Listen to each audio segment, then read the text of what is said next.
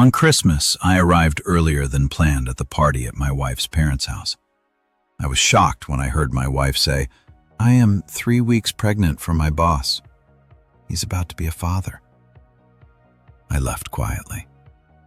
3 weeks later, everyone went pale when they do say, "I should have known something was wrong when Sarah insisted I take the scenic route." The highway's probably packed, She'd said that morning, her fingers dancing across her phone screen while I loaded the last of the Christmas gifts into our SUV. "Everyone's traveling today. Take Riverside Drive instead."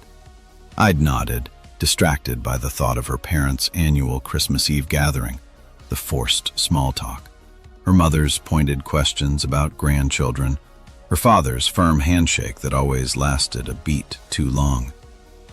23 years we've been doing this dance. 23 Christmases of pretending we were the couple everyone thought we were.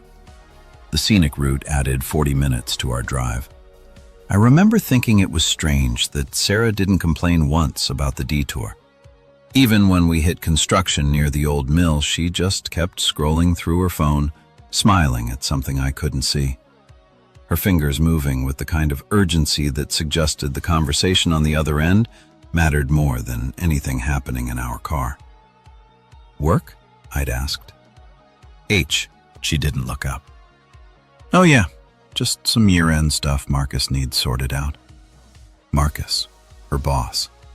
I'd heard that name approximately 700 times in the past 6 months, always delivered with the same breathless reverence people reserved for celebrities or saints. "Marcus thinks this. Marcus said that Marcus is revolutionizing the industry." I'd met him once at the company holiday party in early December. Tall, silver-haired, expensive suit that probably cost more than our mortgage payment. He'd shaken my hand with the confidence of a man who'd never been told no in his life. And when he'd looked at Sarah, there was something in his eyes that made me want to stand between them. But I didn't, because that's not who I am. I'm Michael Chen, the reasonable one, the even-tempered one, the one who teaches high school history and coaches JV basketball and comes home every night to a wife who increasingly feels like a stranger wearing Sarah's face. The construction cleared, the road opened up, and I drove us toward the Christmas Eve I thought we'd be having, while Sarah planned something else entirely. We arrived at her parents' house at 6:47 p.m., 13 minutes earlier than we'd planned, thanks to my decision to skip the last section of the scenic route and jump back on the highway. I'd glanced at Sarah as I pulled into the circular driveway, expecting her to gather her things, but she was staring at her phone with an expression I'd never seen before. Fear. "Michael," she said, her voice strange and tight. "Can you go in first? I need to make a quick call. Work emergency." It was Christmas Eve. What kind of emergency could possibly... But I didn't ask, because asking would have required me to acknowledge that something was fundamentally wrong, and I wasn't ready for that conversation. Not on Christmas Eve. Not with her entire family waiting inside that house with its warm lights and wreaths on every door, and the smell of her mother's famous cinnamon rolls probably already filling the air. So I nodded. I got out of the car. I walked up those stone steps carrying our carefully wrapped gifts, and I opened the front door to the sound of laughter and Christmas music, and the life we were supposed to be living. Michael, her mother Patricia, swept toward me with her usual theatrical grace, arms outstretched. "You're early. Where's Sarah?" "Taking a work call. She'll be right in." Patricia's smile faltered for just a moment, a crack in the performance that suggested she knew more than she was saying. But then she recovered, as she always did, and ushered me deeper into the house where Sarah's father, Robert, was holding court by the fireplace, talking to Sarah's brother David and his wife Amanda. I made the rounds, shook hands, accepted hugs, answered the same questions I'd been answering for 2 decades. Yes, school's going well. Yes, the basketball team has a real shot this year. No, we're not traveling anywhere for the holidays. The same script, the same staging, the same careful choreography we'd all learned to perform. 15 minutes passed, then 20. I excused myself to use the bathroom, but really, I was going to check on Sarah. Maybe the call was taking longer than expected. Maybe she needed help carrying in the gifts we'd left in the car. Maybe I was looking for a reason to leave the performance for a moment and remember how to breathe. I walked back toward the foyer, past the formal dining room where Patricia and Amanda were setting out appetizers, past the study where Robert kept his impressive collection of first edition books he'd never actually read. The house was massive. One of those old Victorian estates that Sarah had grown up in. The kind of place where you could get lost if you didn't know which hallway led where. That's when I heard her voice. She was in the sunroom, the glass-walled addition off the back of the house where Patricia kept her orchids and hosted her book club meetings. The door was slightly ajar, and through it I could hear Sarah talking to someone. Not on the phone, in person. I should have announced myself. Should have called out, made some noise, given her the courtesy of knowing I was there. But something in her tone stopped me. It was the voice she used to use with me back when we were 22 and believed in forever. Soft, intimate, full of secrets meant for only one other person to hear. I know, she was saying, and she was laughing. Actually laughing in a way I hadn't heard in years. But we have to tell them eventually. We can't keep hiding this. My hand found the door frame. My heart was doing something strange in my chest. A stuttering rhythm that suggested my body knew what was coming before my brain could process it. Tonight, a male voice. Marcus, are you sure it's Christmas Eve? That's what makes it perfect, Sarah said, and I could hear the smile in her voice. Everyone's here. Everyone's in a good mood. And honestly, I'm tired of keeping secrets. I want to celebrate this. I want everyone to know.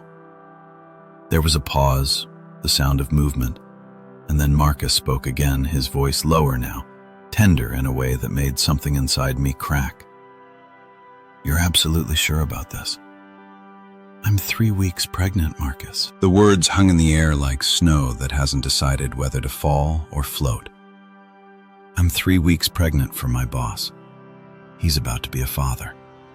I don't remember stepping back. Don't remember the exact moment my hand left the door frame or the exact sequence of movements that carried me away from that door, down that hallway, past the formal dining room where Patricia was explaining the difference between Spanish olives and Italian ones. I don't remember retrieving my coat from the closet or finding my keys or making whatever excuse I made to whoever asked where I was going. What I remember is this: the cold air hitting my face when I stepped outside. The way my hand shook when I started the car. The absolute crystalline silence inside my head as I drove away from that house with its warm lights and Christmas music, and the sound of my wife's laughter echoing in my ears. I drove for 2 hours without destination, just following roads I half remembered from my childhood in this town. Past the elementary school where Sarah and I had met at a community fundraiser 25 years ago. Past the coffee shop where we'd had our first date. Past the small Catholic church where we'd gotten married on a June afternoon that felt like it belonged to different people in a different lifetime. The streets were empty. Most families were inside their homes, gathering around trees and fireplaces, building memories they'd talk about for years. And I was out here driving through the dark, trying to understand how I'd missed the signs. Except I hadn't missed them, had I? The late nights at the office, the new clothes, the way she'd stopped reaching for me in bed, stopped asking about my day, stopped being present in all the small ways that marriages are built on. The way she said Marcus's name, I'd seen it all. I'd just chosen not to see what it meant. My phone buzzed once, twice, a dozen times in rapid succession. I didn't look at it. Couldn't bear to see what excuses or explanations or accusations might be waiting there. Instead, I drove until I found myself at Riverside Park, the same park where Sarah and I used to bring our dog before he died 3 years ago. I parked in the empty lot and sat there, watching the moon reflect off the frozen pond, and I let myself feel everything I'd been refusing to feel for months. The anger came first, hot and sharp and righteous. How dare she? How dare they? in her parents' house on Christmas Eve, planning their announcement like it was something to celebrate.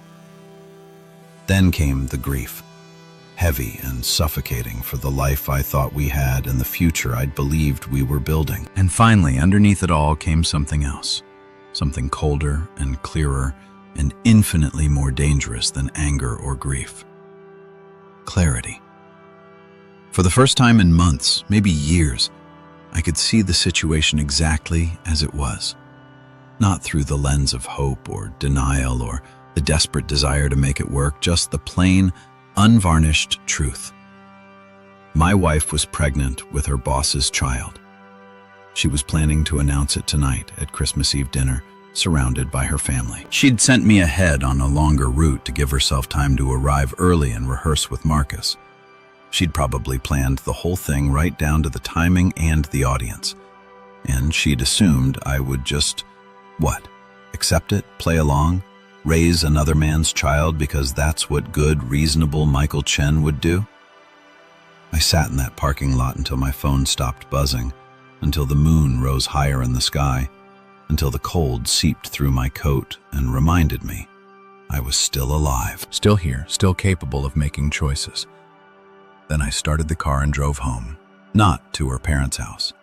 Home to the 3-bedroom colonial we'd bought 5 years ago in a neighborhood full of young families and retired couples. Home to the mortgage I'd been paying and the lawn I'd been mowing and the gutters I'd cleaned out just last weekend. I packed a bag. Not everything, just enough for a few weeks. Clothes, toiletries, my laptop. The photo album from the trip Sarah and I took to Japan on our 15th anniversary when we'd promised each other we'd travel more, be more intentional, really work on us. I left my wedding ring on the kitchen counter next to the coffee maker she'd given me for my last birthday. And then I left. I checked into a hotel downtown, one of those extended stay places that catered to business travelers and people whose lives have temporarily fallen apart. The clerk didn't ask questions, just handed me a key card and pointed toward the elevators. Room 412, a space that wasn't mine and wasn't Sarah's. Neutral territory. I sat on the edge of the bed and finally looked at my phone. 47 text messages, 19 missed calls, all from Sarah. I opened the messages. The first few were casual. Where did you go? Then concerned. Michael, everyone's asking where you are. Is everything okay? Then frantic. Please answer your phone, I'm worried. And finally, sent just 20 minutes ago. We need to talk. I know you heard something. It's not what you think. I almost laughed at that last one. It's not what you think. The oldest line in the book, the go-to response when someone's been caught doing exactly what they've been accused of doing. I typed a response, deleted it, typed another, deleted that too. What was there to say? What words existed that could bridge the gap between the man who'd walked into that house at 6:47 p.m. and the man sitting in this hotel room now? Finally, I settled on something simple. I heard everything. Don't contact me again until you're ready to tell the truth. I sent it before I could second-guess myself. Then I turned off my phone, lay back on the unfamiliar bed, and stared at the ceiling until sleep finally found me. Tomorrow was Christmas. Tomorrow, Sarah's family would gather around the table and realize I wasn't coming back. Tomorrow, they'd have to figure out how to explain my absence. Tomorrow, Sarah would have to decide whether to tell them her news without me there to witness it. But tonight, for the first time in longer than I could remember, I was choosing myself, and I had 3 weeks to figure out what came next. I woke to silence, not the comfortable silence of a Sunday morning when Sarah would sleep late and I'd make coffee and read the paper in our kitchen while sunlight streamed through the windows. This was different, heavier. The kind of silence that exists in the space between your old life ending and your new one beginning. When you're suspended in that terrible moment of knowing everything has changed but not yet understanding what it means. The hotel room was dark except for a thin line of light seeping through the gap in the blackout curtains. My phone, still off, sat on the nightstand like a landmine I wasn't ready to detonate. I knew what would be waiting there. More messages, more calls, more attempts to control the narrative before I could process what the truth actually was. I lay there for a long time, watching that line of light grow brighter. As morning arrived and I let myself think about the details I'd been too shocked to fully register last night. 3 weeks pregnant. The timeline played out in my head with the brutal clarity of someone who'd been teaching critical thinking for 2 decades. 3 weeks ago was the first week of December, the company holiday party. The night Sarah had come home at 2 a.m. smelling like expensive wine and telling me about how Marcus had insisted everyone stay late to celebrate hitting their quarterly targets. I'd been asleep when she'd slipped into bed, had barely stirred when she'd gotten up the next morning and showered for 45 minutes. Had that been the night? Or had there been others? How long had this been going on? The questions multiplied like cells dividing, each one spawning new ones until my head felt crowded with scenarios and possibilities and the desperate need to know exactly when my marriage had ended. As if pinpointing the moment would somehow make it hurt less. I forced myself out of bed, showered, dressed in the clothes I'd hastily packed, jeans and a sweater that Sarah had given me 2 Christmases ago, back when we still did that dance of thoughtful gift-giving and gratitude. It was 7:23 a.m. on Christmas morning. Somewhere, children were waking up to stockings and presents, and parents who were still pretending the magic was real. Somewhere, Sarah was probably sitting in her childhood bedroom, or maybe in the guest room Marcus had presumably stayed in, trying to figure out how to explain where her husband had gone. I turned on my phone. The messages came flooding in immediately.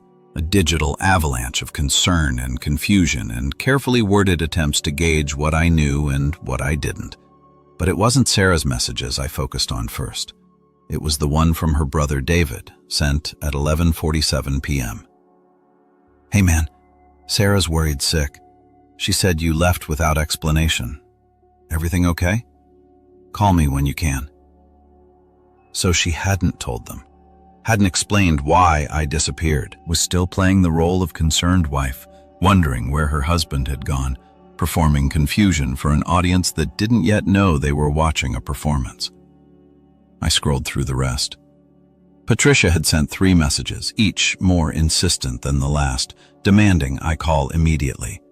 Robert had sent one. "This is unacceptable behavior on Christmas Eve. We expect better from you. We expect better from you." I almost laughed, almost called him right then and told him exactly what his daughter had been doing, who she'd been doing it with, and how she'd planned to announce it at his dinner table. Almost asked him if that met his standards for acceptable behavior. But I didn't, because that would have been reactive, emotional. The old Michael, the one who taught conflict resolution and believed in open communication and the power of honest conversation to heal any wound. This Michael, the one sitting in a hotel room on Christmas morning reading messages from people who thought they knew the whole story. This Michael was learning a different lesson. Silence is power. Every moment I didn't respond, didn't explain, didn't defend myself, was a moment they had to sit with their uncertainty. Every hour that passed was another hour. Sarah had to maintain her performance, had to answer questions about where I'd gone and why, had to keep her secret while watching her family's suspicion grow. I wasn't ready to give her the relief of my response. Instead, I opened my laptop and did what I do best. I researched. Divorce in our state required 6 months of separation before it could be finalized. Property would be divided equitably, not equally, meaning the court would consider who contributed what to the marriage. We had a joint checking account, joint savings, the house in both our names. Sarah made more than I did, significantly more since her promotion to VP 3 months ago, but I'd been the one managing our finances, paying the bills, making sure we stayed within budget while she focused on her career with Marcus. I pulled up Sarah's company website, looked at the executive page where Marcus's photo smiled at me with that same confident expression I remembered from the holiday party. Chief Operating Officer, married, according to the brief bio. 2 adult children married. Did his wife know? Was she sitting somewhere this morning? Maybe opening presents with those adult children, believing her husband was away on business or visiting family. Or maybe she already knew. Maybe this was a pattern for Marcus, the powerful executive who saw young talent and decided to cultivate it in ways that had nothing to do with professional development. I found Sarah's LinkedIn profile next, scrolled through her posts from the past 6 months. There, he was tagged in almost everything. Photo after photo of company events, conferences, team celebrations, and in every single one, Sarah was standing just a little too close, smiling just a little too wide. Her body language speaking volumes I'd been too trusting to read. The evidence had been there all along. I'd just chosen not to see it. I took screenshots, saved them to a folder I titled Documentation, opened a new document, and started writing down everything I could remember from last night. The conversation I'd overheard, the timeline, the exact words Sarah had used. I'm 3 weeks pregnant for my boss. He's about to be a father.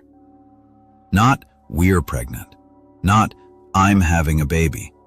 The possessive language was deliberate, claiming the pregnancy as something she was doing for him, giving to him, creating with him. I was methodical about it, detailed. Every teacher instinct I had went into documenting the facts as I knew them, creating a record that couldn't be disputed or reinterpreted later. When Sarah tried to convince me I'd misunderstood, I'd taken things out of context. I'd overreacted to something innocent. By 10 a.m., I had 5 pages of notes and a growing sense that I needed help navigating this. Not the emotional kind. I'd deal with those feelings in my own time. But the practical kind, the legal kind. I searched for divorce attorneys in the area, found one whose website emphasized her experience with high-conflict divorces and infidelity cases. Margaret Thornton, Esquire. Her office was closed for the holiday, but there was an emergency contact line. I didn't call. Not yet. Because calling an attorney would make this real in a way I wasn't quite ready for. It would transform this from something that had happened to me into something I was actively doing. And I needed another day or two to sit with that distinction. My stomach reminded me I hadn't eaten since yesterday afternoon. The hotel had a continental breakfast, so I went downstairs, filled a plate with food I didn't really want, and sat in the empty dining area, watching families check out exhausted parents with overexcited children. Elderly couples moving slowly, but deliberately. Everyone heading somewhere for Christmas dinner. Rough night. The voice came from my left, a woman, maybe early 50s, sitting alone at a nearby table with coffee and what looked like the hotel's excuse for a croissant. I must have looked as bad as I felt. Something like that, I said. She nodded, the kind of understanding nod that suggested she'd had her own rough nights and knew better than to pry. Holidays are hard. Whatever it is, you'll get through it. How do you know? She smiled, but it was sad around the edges. Because you're here. You're eating breakfast. You're still showing up for yourself. That's more than a lot of people manage. We sat in companionable silence for a few minutes. 2 strangers spending Christmas morning in a hotel dining area because their real lives had become temporarily uninhabitable. I'm Janet, she said eventually. Michael. Well, Michael, I hope whatever brought you here gets better soon. And if it doesn't get better, I hope you get stronger. She left before I could respond, taking her coffee and her sad smile with her. I sat there for another hour, watching the families come and go, and I thought about strength, about what it meant to get stronger when everything you'd built your life around had just collapsed. When I returned to my room, I finally opened Sarah's messages. There were 63 now. I scrolled to the most recent one sent just 20 minutes ago. Michael, please. I know you're reading these. I know you're hurt, but you need to let me explain what you heard. It wasn't the whole story. There's so much you don't know. Please just come back so we can talk. Everyone's worried. Mom's barely holding it together. Dad's talking about calling the police to file a missing person report. This isn't fair to them. Whatever you think is happening, you're wrong. Please. I read it 3 times, analyzing each sentence the way I'd teach my students to analyze historical documents, looking for what was being said and what was being carefully avoided. She didn't deny the pregnancy. She didn't deny it was Marcus's.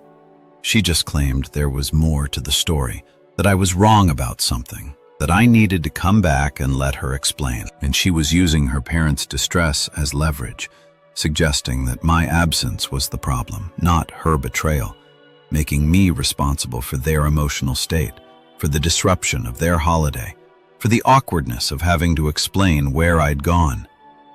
It was manipulation wrapped in concern, and I could see it clearly now that I wasn't standing in the middle of it.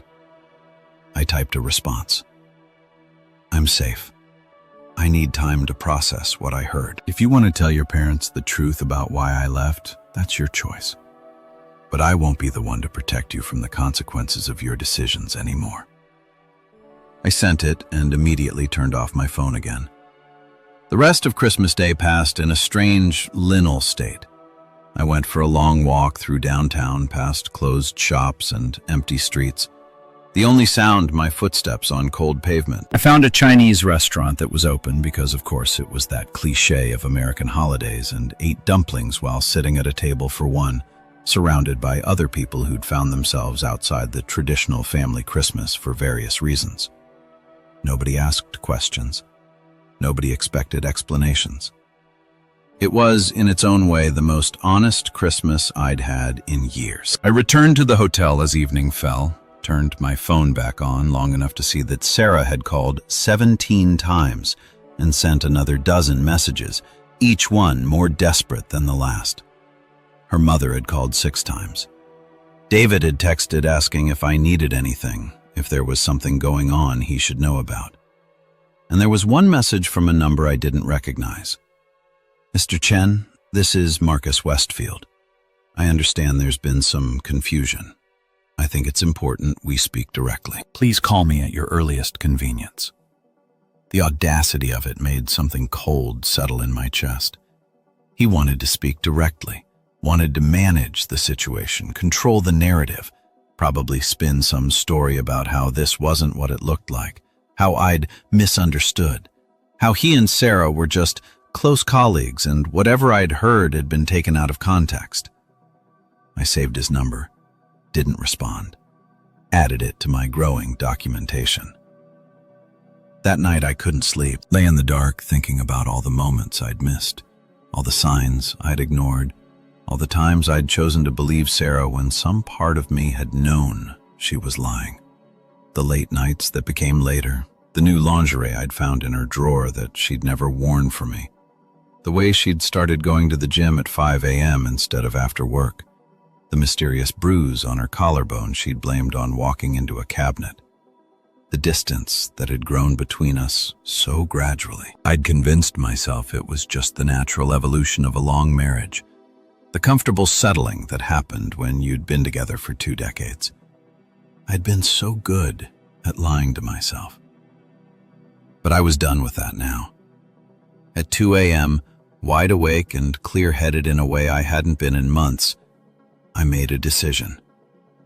I wasn't going to confront Sarah, wasn't going to demand explanations or answers or the truth she clearly had no intention of telling me. I wasn't going to give her the opportunity to spin her story, to cry and apologize and promise it meant nothing, to beg me to understand how complicated everything had become. Instead, I was going to document everything, gather evidence, build an airtight case, and then, when I had all the facts and understood exactly what I was dealing with, I would act. Not from emotion, not from pain, but from a position of absolute clarity about who Sarah really was and what she'd really done. I spent the next 3 hours making plans, lists of things I needed to do, people I needed to talk to, information I needed to gather.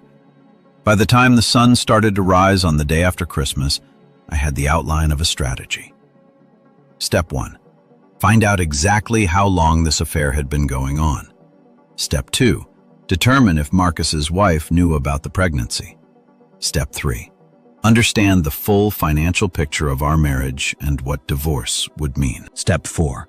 Document everything in a way that couldn't be disputed or denied. Step 5. Wait. Because the best revenge isn't hot and immediate. It's cold and calculated and perfectly timed. It's giving people enough rope to hang themselves with while you stand back and watch them tie the knots. Sarah wanted to announce her pregnancy, wanted to celebrate this new chapter of her life, wanted to introduce Marcus as the father of her child and expect everyone to be happy for her. Fine, let her have her moment. Let her stand in front of her family and friends and make her announcement. Let her bask in whatever complicated mix of congratulations and judgment that follow. And then when she thought she'd gotten away with it, when she'd convinced everyone that this was just one of those things that happened, when she'd rewritten the narrative to make herself the victim or the brave woman choosing happiness or whatever story she decided to tell, then I would reveal what I knew. And 3 weeks was plenty of time to make sure I knew everything. I turned on my laptop and opened a fresh document, titled it Timeline, and I began to write. The day after Christmas, I went back to work. Not to school. Winter break wouldn't end for another week, but to my real work now. The project that had become my singular focus, understanding the complete architecture of Sarah's betrayal. I started with the financial records. Our joint accounts were easy enough to access from my laptop.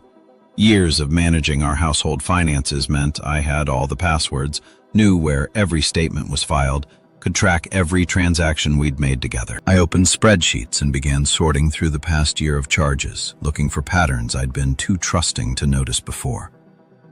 September 17th, $247 at an upscale boutique downtown. I remembered that purchase. Sarah had said she needed professional clothes for a conference. I'd encouraged her to get whatever she needed. September 23rd, $180 at a restaurant I'd never heard of. When I looked it up, I found it was one of those intimate French places with candlelight and a dress code. Sarah had told me she was working late that night. Emergency budget meeting, October 3rd, $89 at a lingerie store, the expensive kind, the kind that came in black boxes with tissue paper. I'd never seen any of it. October 15th, $450 at a hotel in the city, our city, the city we both lived in. She'd told me she was going to visit her college roommate that weekend. I'd stayed home and graded papers and fixed the leaking faucet in the guest bathroom while my wife checked into a hotel 30 minutes away and did God knows what with a man who signed her paychecks. The spreadsheet grew longer. Each entry was a small betrayal, a moment when she'd looked at me and chosen deception. Dinner at expensive restaurants became team meetings. Spa days became client presentations. A weekend trip to a resort upstate became a professional development retreat. I documented everything, created a separate sheet just for suspicious charges. By noon, I had identified 47 transactions over the past 4 months that didn't match the explanations Sarah had given me. 47 lies. 47 times she'd looked me in the eye and told me a story I'd believed because I'd wanted to believe it, because doubting her would have meant doubting everything. And I hadn't been ready for that. I was ready now. My phone buzzed. I turned it back on an hour ago and the messages had started immediately. Sarah, mostly, but also David, her brother, and surprisingly, Amanda, his wife. I opened Amanda's message first.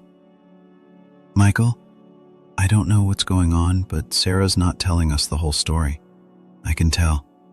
If you need someone to talk to, someone who's not going to automatically take her side, I'm here. I stared at that message for a long time. Amanda had married into the family 5 years ago. Had always seemed slightly outside the tight circle of Patricia, Robert, Sarah, and David. She was kind, observant, the type of person who noticed when things didn't add up, and apparently things weren't adding up. I typed back, "Thank you. I'm okay. Just need some time to think. Please don't worry about me. Her response came within seconds. I'm not worried about you. I'm worried about what Sarah did to make you leave on Christmas Eve. So, she suspected, probably couldn't prove anything, but her instincts were telling her what her husband's family wasn't ready to acknowledge, that maybe, just maybe, I wasn't the villain in this story. I didn't respond to that, didn't confirm or deny, just let her sit with her suspicions the same way I was making everyone else sit with their uncertainty. Next, I called the school district's HR department, left a message explaining that I needed to discuss my benefits and insurance coverage. Could someone please call me back after the holiday? It was a fishing expedition. I needed to know what would happen to our shared health insurance if we separated, whether Sarah's pregnancy would be covered under my plan or hers, what the timeline looked like for making changes. Details. I needed all the details. Then I did something I'd been avoiding. I looked at Sarah's social media. Her Instagram was public, a carefully curated collection of inspirational quotes, photos from work events, and the occasional picture of us together. Always perfectly filtered and captioned with some variation of "grateful for this life." The comments were always the same, heart emojis and "you two are goals" and relationship envy. If they only knew. I scrolled back through the past 6 months looking at the photos with new eyes. There, a company outing in October. Sarah in a sundress I'd never seen before. Marcus's hand on her shoulder in a way that might have been professional but probably wasn't. The caption, "Best team ever." September, a conference in Boston. Sarah holding a cocktail, laughing at something off camera. Marcus tagged in the photo but not visible. Caption, "Making connections and closing deals." A group photo from a client dinner. Sarah seated next to Marcus, their chairs close enough that their shoulders touched. Caption, "Celebrating success with the dream team." The evidence was everywhere, hiding in plain sight behind hashtags and filters and the performance of professional achievement. I took screenshots of everything, added them to my growing folder. By mid-afternoon, I'd built a timeline that showed the affair had likely started in August, right after Sarah's promotion, right after Marcus had personally selected her for his executive team, right after she'd come home glowing and told me this was everything she'd worked for, that Marcus saw her potential, that this was going to change our lives. He'd certainly changed our lives. I was so focused on my documentation that I almost missed the knock at my hotel room door. My first thought was that Sarah had somehow found me. But when I looked through the peephole, I saw David standing in the hallway, hands in his pockets, looking uncomfortable in the way people do when they're about to have a conversation they don't want to have. I opened the door. "How did you find me?" I asked. "Find my friend's app." He had the decency to look embarrassed. "Sarah added you to the family group last year for emergencies." "This is an emergency. Mom thinks so." He shifted his weight. "Can I come in?" I stepped aside and let him enter. He looked around the sparse hotel room, the unmade bed, the laptop surrounded by papers, the half-empty coffee cup from this morning, and I could see him trying to understand what had driven his mild-mannered brother-in-law to spend Christmas in a hotel. "Sarah's losing it," he said finally.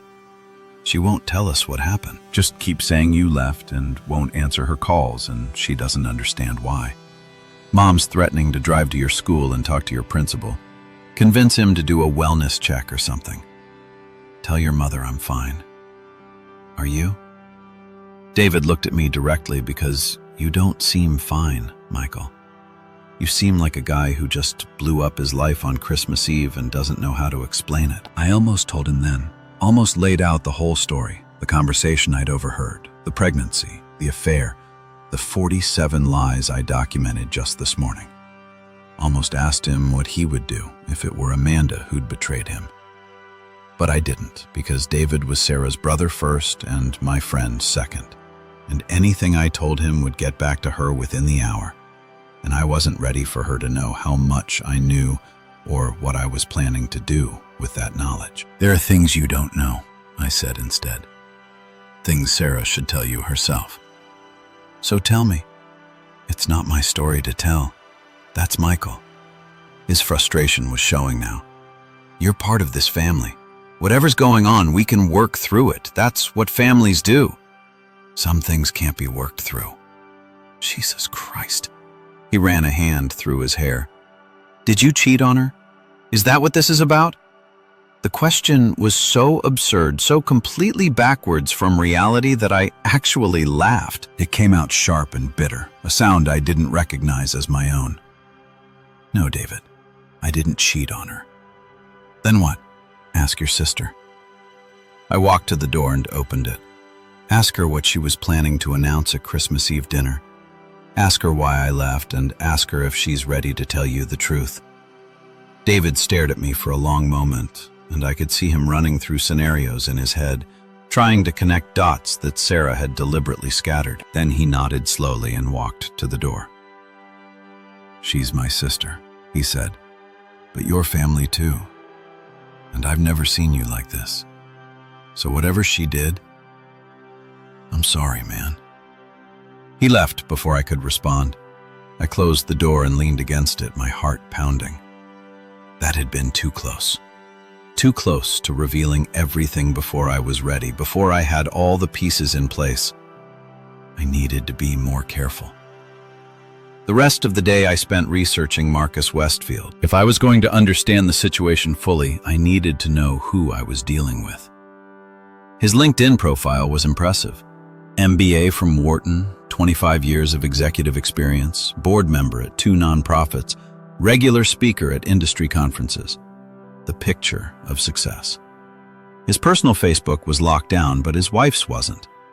Diane Westfield, 53 years old, active in the local garden club, posted regularly about her 2 sons, one in medical school, one working in finance. Her most recent post from 3 days ago, grateful for my wonderful family and the life we've built together. Merry Christmas. There were photos of their house, a sprawling estate in the most expensive neighborhood in the city. Photos of vacations to Italy, the Caribbean, Aspen. Photos of their anniversary celebration 2 months ago. 30 years of marriage, according to the caption. 30 years. And Marcus was throwing it away for a woman half his age and the excitement of a secret affair. Or maybe this wasn't the first time. Maybe Sarah was just the latest in a line of ambitious young women he'd taken under his wing and then into his bed. Maybe Diane had learned to look the other way. Or maybe she genuinely didn't know. Either way, she deserved to know now. But not yet. Not until I had everything documented, verified, ironclad. I made notes about Diane Westfield, added her information to my file, wondered if she'd thank me or hate me when this was all over. Probably both. My phone rang. I glanced at it, expecting Sarah, but the number was unfamiliar. I answered anyway. Mr. Chen, this is Margaret Thornton. I received your message about potentially needing legal representation. The divorce attorney? I'd forgotten I'd reached out to her emergency line. Yes, I said. Thank you for calling back. I have some availability tomorrow afternoon if you'd like to come in for a consultation. No charge for the first meeting. We can discuss your situation and I can explain your options. Tomorrow works. 3 o'clock. I'll be there. She gave me the address and office building downtown, not far from where Sarah worked. The irony wasn't lost on me. After we hung up, I sat with that decision for a while. Calling an attorney made this real in a way nothing else had. It meant I wasn't just documenting Sarah's betrayal for my own clarity. I was preparing for war. But war implied 2 sides fighting. And I wasn't interested in fighting. I was interested in truth, in making sure that when this was over, everyone understood exactly what had happened and who was responsible. Let Sarah fight if she wanted to. Let her hire expensive lawyers and try to spin the narrative. I had something better than a good story. I had the facts. That evening, I finally read through all of Sarah's messages. There were over 100 now, spanning from Christmas Eve to this afternoon. I read them in order, watching her emotional state deteriorate with each one. The first messages were casual, confused, then worried, then frantic, then angry. You have no right to do this. No right to just disappear and ignore me. We're married. We're supposed to talk through things. Then pleading. Michael, please. Whatever you think you heard, let me explain. I love you. I've always loved you. This is just a misunderstanding. Then manipulative. Your students are going to hear about this. Your colleagues. Everyone will know you abandoned your wife at Christmas. Is that really the man you want to be? And finally, sent just an hour ago. Fine. If you won't talk to me, you can talk to my lawyer. You want a divorce? You'll get one. But don't expect this to be easy. I have rights too. There it was. The truth, finally cutting through all the performance. She wasn't sorry. She was angry that I disrupted her plan, that I'd refused to play my assigned role in her narrative. And now she was threatening me with lawyers and public humiliation and the dissolution of our marriage, as if it were a weapon she was wielding rather than a consequence of her own choices. I saved every message, added them to my documentation, marveled at how quickly love could transform into threat when someone realized they weren't in control. I composed a single response, carefully worded. I'll be happy to discuss this through attorneys. Have yours contact me once you've retained someone. Until then, all communication should go through legal counsel, professional, detached. The language of someone who'd already moved past emotional response into strategic action. I sent it and immediately blocked her number. Then I blocked Patricia's number and Robert's and even David's, though I felt a twinge of guilt about that one. I kept Amanda's number active and I added Margaret Thornton's to my contacts. The old Michael would have agonized over these decisions, would have second-guessed himself, worried about being too harsh, too cold, too unforgiving. This Michael understood that sometimes the kindest thing you can do for yourself is create boundaries that can't be crossed. I ordered dinner from the Chinese restaurant down the street, the same one I'd eaten at on Christmas. The woman at the counter recognized me. "Back again?" she asked, smiling. "Guess I liked the dumplings, or you've got nowhere else to be." I didn't argue with her assessment. I ate alone in my hotel room, reviewing my documentation, making lists of questions to ask the attorney tomorrow, planning my next steps. The work was methodical, almost meditative. Each piece of evidence I cataloged was another brick in the foundation of my case. Some people process grief through tears, others through rage. I was processing mine through spreadsheets and timelines and the careful accumulation of facts. It felt right. It felt like control in a situation where everything had been spinning wildly out of my grasp. At 11 p.m., I received an email. Not from Sarah, from Marcus. "Mr. Chen, I apologize for reaching out directly, but I believe we need to have a conversation about what you overheard on Christmas Eve. There's been a significant misunderstanding, and I'd like the opportunity to clarify the situation before any hasty decisions are made. I understand you're upset, but I assure you the context of that conversation was not what you think. Sarah values your marriage deeply, as do I respect the institution of marriage in general. This can all be resolved amicably if we approach it rationally. Please call me at your earliest convenience so we can discuss this man-to-man, respectfully. Marcus Westfield." I read it 3 times, analyzing every word choice, every subtle manipulation. Significant misunderstanding. As if I'd misheard. I'm 3 weeks pregnant for my boss. Sarah values your marriage, present tense, as if it still existed. Manto man, the language of masculine solidarity, suggesting we were on the same team, that we could work this out between ourselves without involving messy things like emotions or consequences. It was a masterclass in corporate manipulation, and I'd been teaching persuasive rhetoric long enough to recognize every technique he was deploying. I forwarded the email to myself at 3 different addresses, added it to my documentation, saved it in multiple formats, and then I replied, "Mr. Westfield, all communication regarding this matter should go through legal counsel. I'm sure someone in your position understands the importance of proper channels. M. Chen, short, professional, giving him nothing to work with. I hit send and closed my laptop. Tomorrow, I'd meet with the attorney. Tomorrow, I'd start understanding the legal landscape of divorce and custody and asset division. Tomorrow, I'd take the next step in transforming my documentation into action. But tonight, I let myself feel it.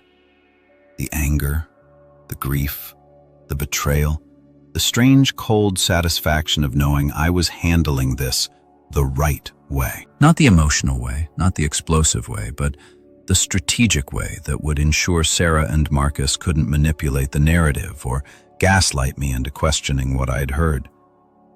I'd been a teacher for 20 years.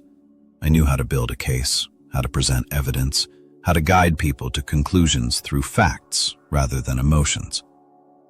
And I was about to teach Sarah and Marcus the most important lesson of their lives. Actions have consequences, and silence is the most powerful response to lies. Margaret Thornton's office occupied the 14th floor of a glass building that reflected the winter sky in shades of gray and silver. I arrived 15 minutes early, sat in the waiting room surrounded by leather furniture and abstract art, and watched other people's marriages end in real time. A woman in her 60s emerged from one of the consultation rooms, eyes red but posture straight, clutching a folder of documents like a shield. A man about my age sat across from me, bouncing his leg nervously, checking his phone every 30 seconds as if the answers to his situation might arrive via text message. We were all here for the same reason, all trying to untangle our lives from people who'd promised forever and then changed the terms without permission. Mr. Chen. Margaret Thornton was exactly what her website suggested.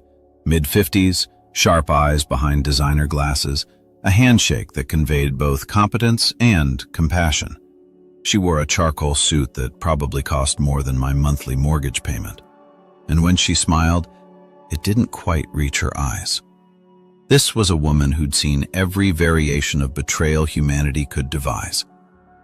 I followed her into a consultation room that overlooked the city, floor-to-ceiling windows, a conference table that could seat 8 boxes of tissues strategically placed at both ends. "Thank you for seeing me on short notice," I said. "That's what the emergency line is for." She gestured to a chair and took her own seat across from me, pulling out a yellow legal pad. "Why don't you tell me what brought you here?" So I did.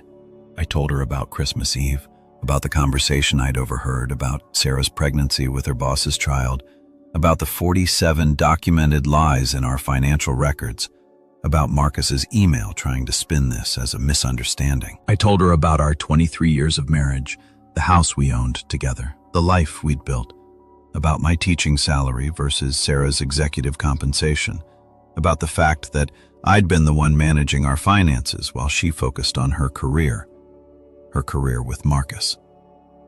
Margaret took notes, her pen moving steadily across the legal pad, her expression neutral.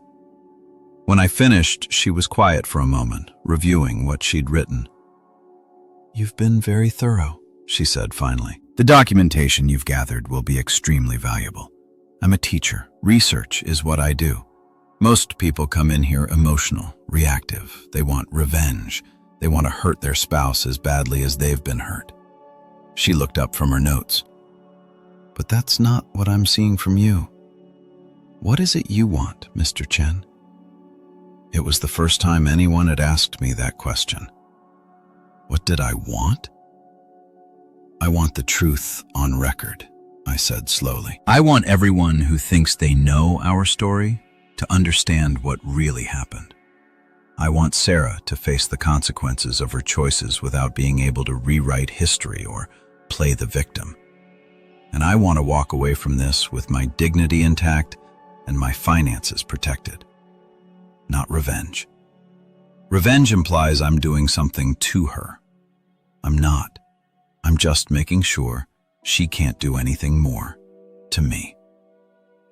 Margaret smiled, and this time it did reach her eyes. "You're going to be an excellent client, Mr. Chen." Let's talk about your options. For the next 90 minutes, she walked me through the landscape of divorce in our state, the waiting periods, the division of assets, the fact that Sarah's pregnancy, even with another man's child, didn't automatically disqualify her from spousal support, though the adultery would certainly factor into the court's decision. Infidelity isn't the automatic win people think it is, Margaret explained, especially in no-fault divorce states. But it does matter when it comes to asset division and support calculations. The fact that she used marital funds to conduct an affair, those restaurant charges, the hotel stays, that's called dissipation of marital assets. We can argue she should reimburse you for that. How much are we talking about? She did some quick calculations based on the numbers I'd provided. Conservatively, around $15,000 over the past 4 months, possibly more if we dig deeper. $15,000. Sarah had spent $15,000 of our money on her affair while I'd been clipping coupons and turning down dinner invitations with friends because I thought we needed to save. There's also the matter of the house, Margaret continued. It's in both your names. You've been married long enough that the appreciation in value will be considered marital property regardless of who made the down payment or larger mortgage contributions. I've made every mortgage payment for the past 3 years. Sarah's salary increased, but she said she was maxing out her 401k. Was she? I pulled up the spreadsheet I'd created, showed her the retirement account balances. Sarah's 401k contributions had stayed exactly the same since her promotion, the standard company match, and nothing more. Where did that extra income go? Margaret asked. According to our joint account, nowhere. She must have opened a separate account. Margaret made a note. We'll need to subpoena her financial records.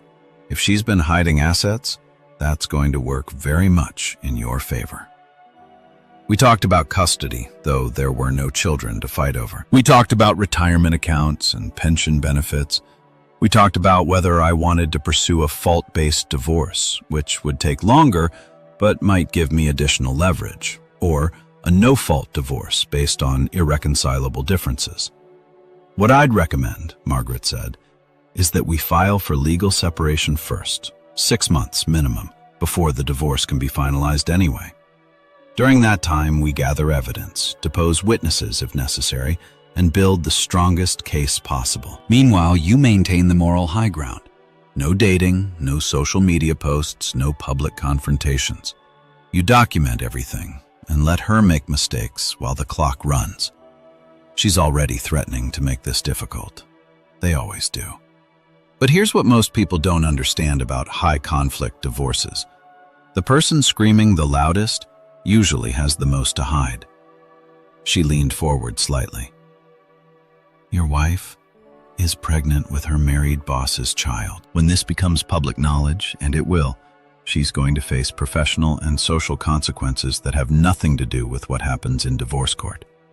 The optics alone could damage her career. Marcus's too, for that matter. You think I should tell his wife? I think you should let your attorney handle communications with third parties, but yes, Mrs. Westfield has a right to know what her husband has been doing. And when she files for her own divorce, that's 2 families publicly dealing with the fallout of Marcus and Sarah's choices. The weight of what she was suggesting settled over me. This wasn't just about ending my marriage. It was about triggering a series of dominoes that would reshape multiple lives. Is that wrong? I asked. Going after him, too? Margaret's expression softened slightly. Mr. Chen, your wife made vows to you.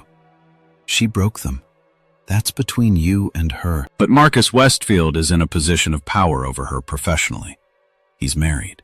He engaged in an affair with a subordinate, got her pregnant, and is now trying to manage you like you're another business problem to solve. That's not just personal misconduct. That's potentially actionable professional misconduct. His wife deserves to know. His company might need to know. Those aren't revenge. Those are natural consequences. I thought about Diane Westfield's Facebook posts, her garden club photos, her pride, and 30 years of marriage. How do we tell her? Carefully, Compassionately, with documentation so she doesn't think it's a vindictive ex-spouse making wild accusations, Margaret made another note. I have a colleague who specializes in these situations. She can reach out to Mrs. Westfield, provide evidence, offer support, make it clear.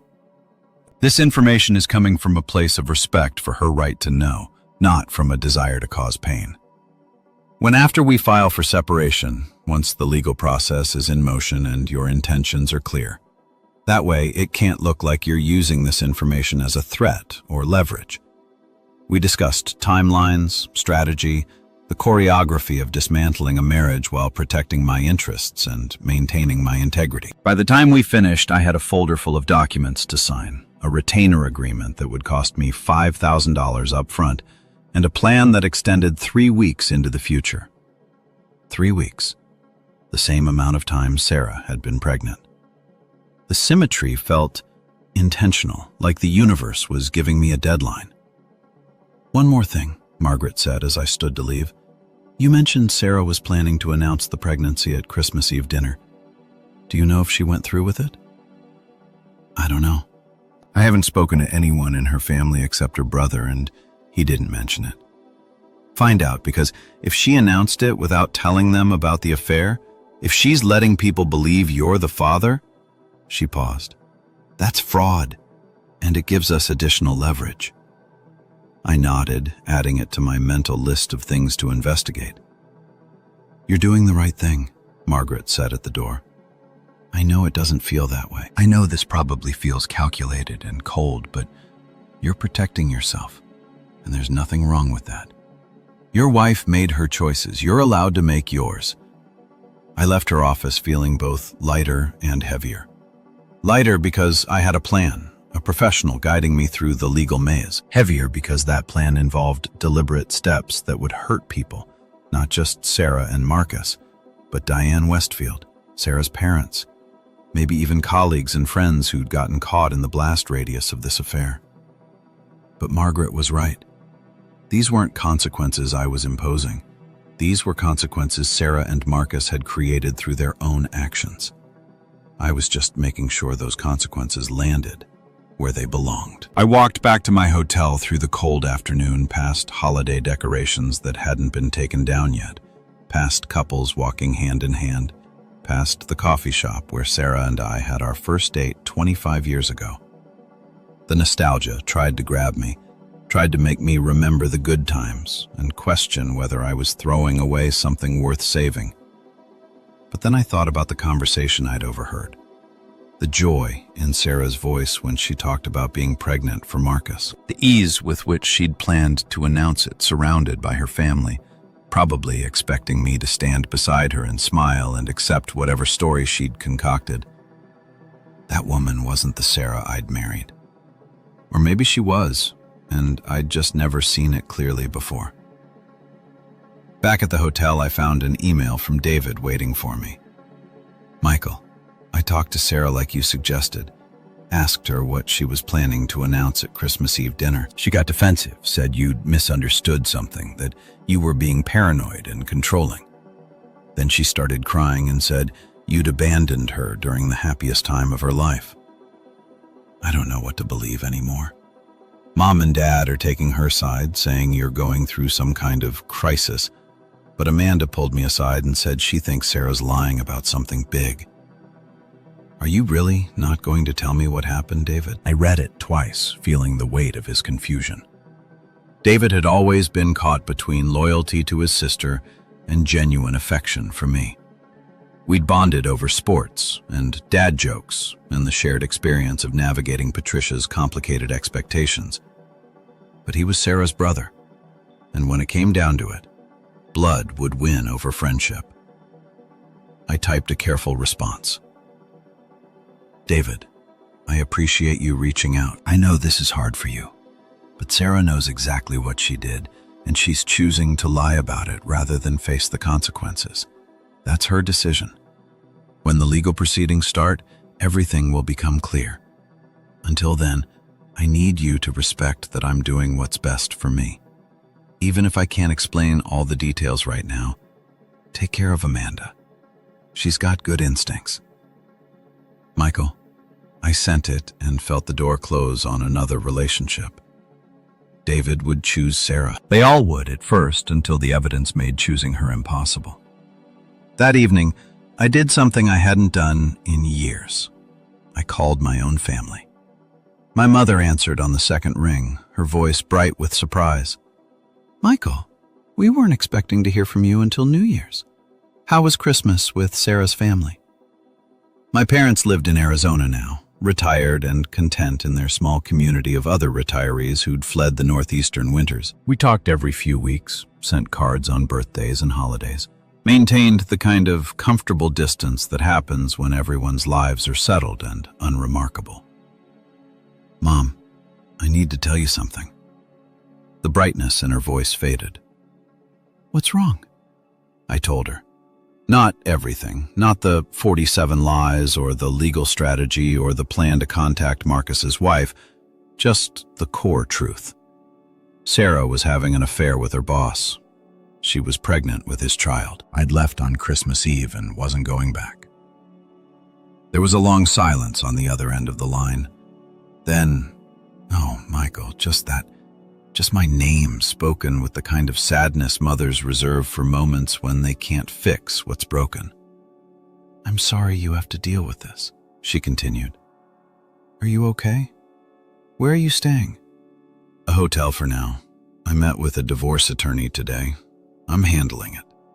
You shouldn't have to handle this alone. Your father and I can fly out." "No, Mom, I appreciate it, but I need to do this myself. I just wanted you to know before you heard it from someone else." "Does Sarah's family know?" "They know I left.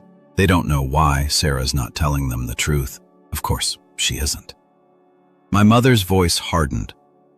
"I never liked her, you know. Never said anything because you seemed happy, but I always thought she was cold, calculating. The way she'd smile at you but look through you at the same time." I'd never heard my mother say anything negative about Sarah in 23 years. The revelation that she'd been harboring these observations, these judgments, all while maintaining perfect civility at family gatherings, it was its own kind of shock. "You never said anything." What could I say? You loved her.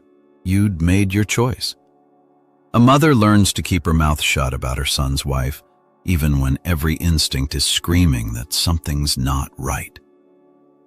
We talked for another hour. She told me stories I'd never heard before. Times when Sarah had been dismissive or rude when I wasn't around. Moments when my mother had felt like an outsider at our wedding planning or home purchases or holiday celebrations. Small things that had added up to a portrait of a woman who saw my family as obligations rather than relationships. "I'm proud of you," my mother said finally, "for leaving, for not staying out of some misplaced sense of duty or shame. You deserve better than someone who treats you like you're disposable." After we hung up, I sat in the dark hotel room and processed this new information. My mother had seen through Sarah from the beginning, had watched me build a life with someone she didn't trust, and had said nothing because she'd respected my autonomy. How many other people had seen what I'd missed? How many friends, colleagues, family members had noticed the cracks in our marriage and chosen silence over honesty? Or had they tried to tell me in subtle ways I'd refused to hear? I pulled out my laptop and opened my email, scrolled through years of messages from friends who'd stopped inviting us to couples events, from colleagues who'd asked how things were at home with a careful tone that suspected the answer wasn't fine, from Sarah's own friends who'd gradually stopped reaching out to me directly. The signs had been everywhere. I'd just been too invested in the story of our happy marriage to read them. My phone buzzed with a text from an unknown number. "Mr. Chen, this is Diane Westfield. I believe we need to talk." My heart stopped. How did she get my number? How did she even know who I was? I stared at the message for a full minute before another one came through. "I know about Marcus and your wife. I've known for 2 months. I've been gathering evidence for my own divorce. We should compare notes." 2 months. She'd known for 2 months and hadn't said anything. had been playing the same quiet game I was playing, now documenting, planning, waiting for the right moment. I called Margaret Thornton's emergency line. She answered immediately. "What happened?" "Marcus's wife just texted me. She says she's known about the affair for 2 months. She wants to compare notes." "Don't respond yet. Forward me the messages. I need to think about this strategically." I did as she asked, then sat in the dark waiting for her to call back. When she did, her voice was thoughtful. "This changes things. If Mrs. Westfield has been documenting the affair from her end, she might have information you don't. But we need to be careful. Anything you tell her could potentially be used in her divorce proceedings, and vice versa. We need to coordinate this properly. What do you suggest?" "Let me reach out to her attorney, assuming she has one. We'll set up a meeting where everyone's counsel is present. Keep it professional and protected. In the meantime, send her a brief, polite response acknowledging her message and saying you'll have your attorney coordinate a meeting." I typed the message while Margaret stayed on the line. "Mrs. Westfield, I've asked my attorney to reach out to yours so we can arrange a proper meeting. I appreciate you reaching out." Simple, professional, giving nothing away. Diane's response came within seconds. "Smart. My attorney will expect the call. And Mr. Chen, I'm sorry you had to find out this way. Nobody deserves that." I showed the message to Margaret over the phone. "She's being careful too." Margaret observed. "Good. That means we can work with her without it devolving into emotional chaos. I'll make the calls tomorrow and set something up for next week." After we hung up, I sat with this new development. Diane Westfield had been playing the long game, just like me, had been watching her husband betray 30 years of marriage while she quietly built her case. We were allies in a war neither of us had asked for. And together, we might just be unstoppable. The meeting with Diane Westfield was scheduled for Tuesday afternoon at Margaret's office, 5 days away. 5 days of sitting with the knowledge that Marcus's wife had been watching, documenting, planning her own exit strategy while maintaining the perfect facade of marital contentment. I spent those days doing what I did best, teaching myself everything I could about the situation I was in. I researched alienation of affection laws in our state, even though they'd been abolished decades ago. I read case studies about executive misconduct and affairs with subordinates. I looked into whether Sarah's company had policies about romantic relationships between supervisors and direct reports. They did, requiring disclosure to HR within 30 days. Sarah had been promoted to Marcus's team in August. It was now late December. If the affair had started when I suspected they'd been violating company policy for months, I documented that too. I also started paying attention to patterns I'd previously ignored, like how Sarah had suddenly become interested in fitness in September, joining an expensive gym downtown and going every morning at 5 a.m. I'd thought she was finally taking her health seriously. Now I wondered if those early morning workouts had been early morning meetings with Marcus. I called the gym, claimed I was interested in membership, asked about their hours.